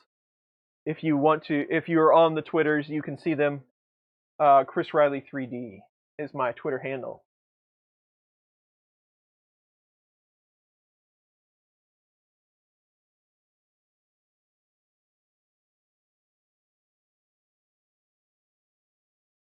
To weigh it and see, I don't know if I have a scale that would accurately weigh a benchy enough to see it or not. That's an interesting point, though.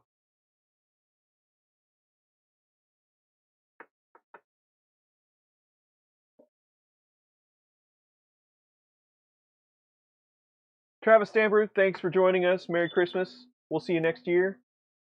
Benchy's done. We had some beeping.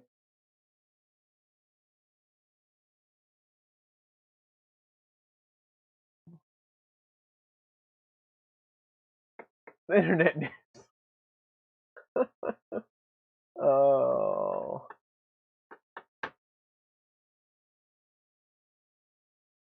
The stringing makes it look like it's going really fast.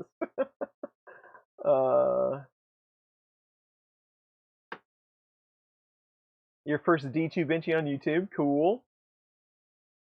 Did I get the BQ BX dialed in? My BX actually runs pretty good.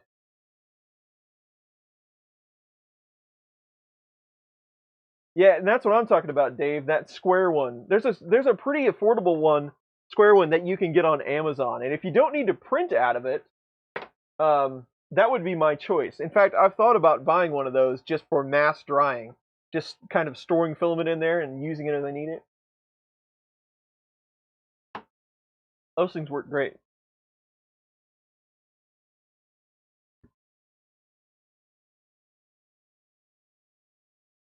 Okay.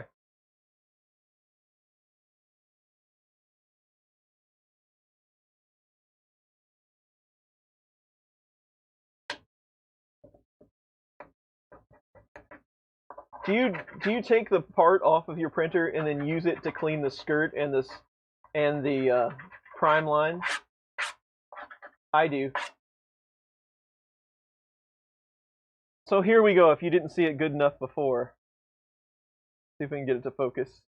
It's going to try to focus on the Mingda logo. So over extrusion is an understatement. But what I was saying before,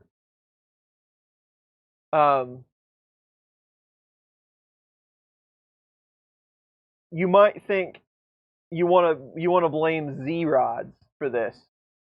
But if you take a look at the top of the deck, you can see how uneven it is when it laid it down there.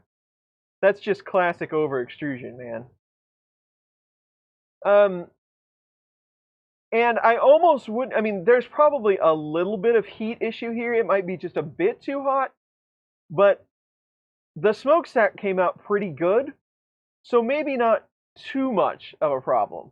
It's not as squishy as I would intend for it, that I would think it would be for a little bit of overheat. I think it's just pumping out way too much way too much filament. It's over extruding terrible. It would be interesting to get a weight on this, though. That's a good point, Sergio. Thanks for bringing that up. So, not at all the greatest benchy ever, but hey, it completed the benchy, which some days that's even a stretch.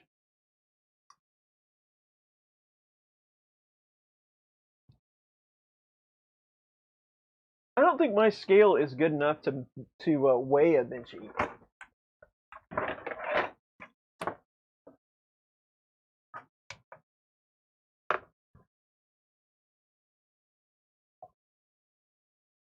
So it says that Benchy is 12 grams.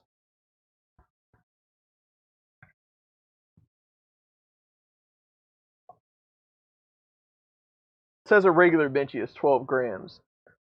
I don't think this one is precise enough to weigh it accurately. I have half a Benchy. How much does half a Benchy weigh? It's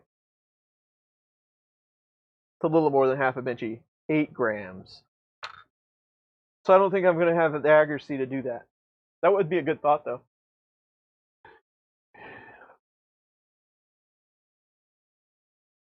Rick, you are very welcome. I will do what I can do.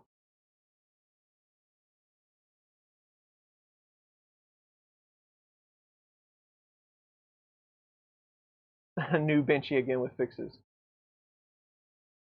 Okay. Yep, and that's the power of the Benchy. You got to see all the parts of the Benchy before you make any assumptions. And that's people ask why you keep printing the Benchy. We're so tired of seeing the Benchy. I get it. I totally get it. It's because I know what the Benchy looks like. I'm just very familiar with it. And, you know, it's become kind of a tradition.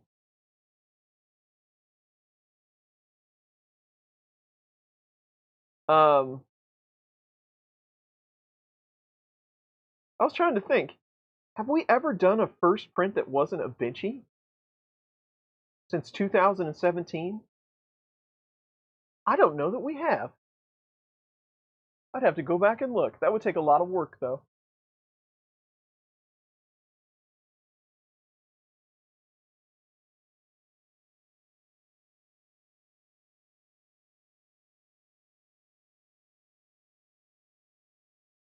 Okay. I think that's it for today. I still have all kinds of video stuff that I need to record before the end of the day. Ain't that always the case? Okay, so this is the last one for the year. But we did manage to squeeze it in before the holidays. Hopefully you had a good time. Thank you for all the super chats. We got a couple of new Patreon supporters. That's always good to see. Thank you for that. Thanks to everybody that just watches the videos and hangs out. 2020 has been an interesting year to say the least. Wow. We printed a lot of Benchies this year. But I hope everyone has a nice holiday. I will be back. The videos will keep rolling. I'm not taking a break or anything. I don't know when the next live stream will be. Maybe like the second week in January or something like that. Just to let everybody get back in the mode after the holidays. But it will be soon enough, I'm sure. I'll tweet out a picture of this, of a side-by-side Benchy after I tweak it just a bit, if you would like to see it. But that's it for today. Take care, all. Again, I appreciate all of you. It's always fun to hang out, talk about 3D printing, and we will do it all over again very, very soon, I promise.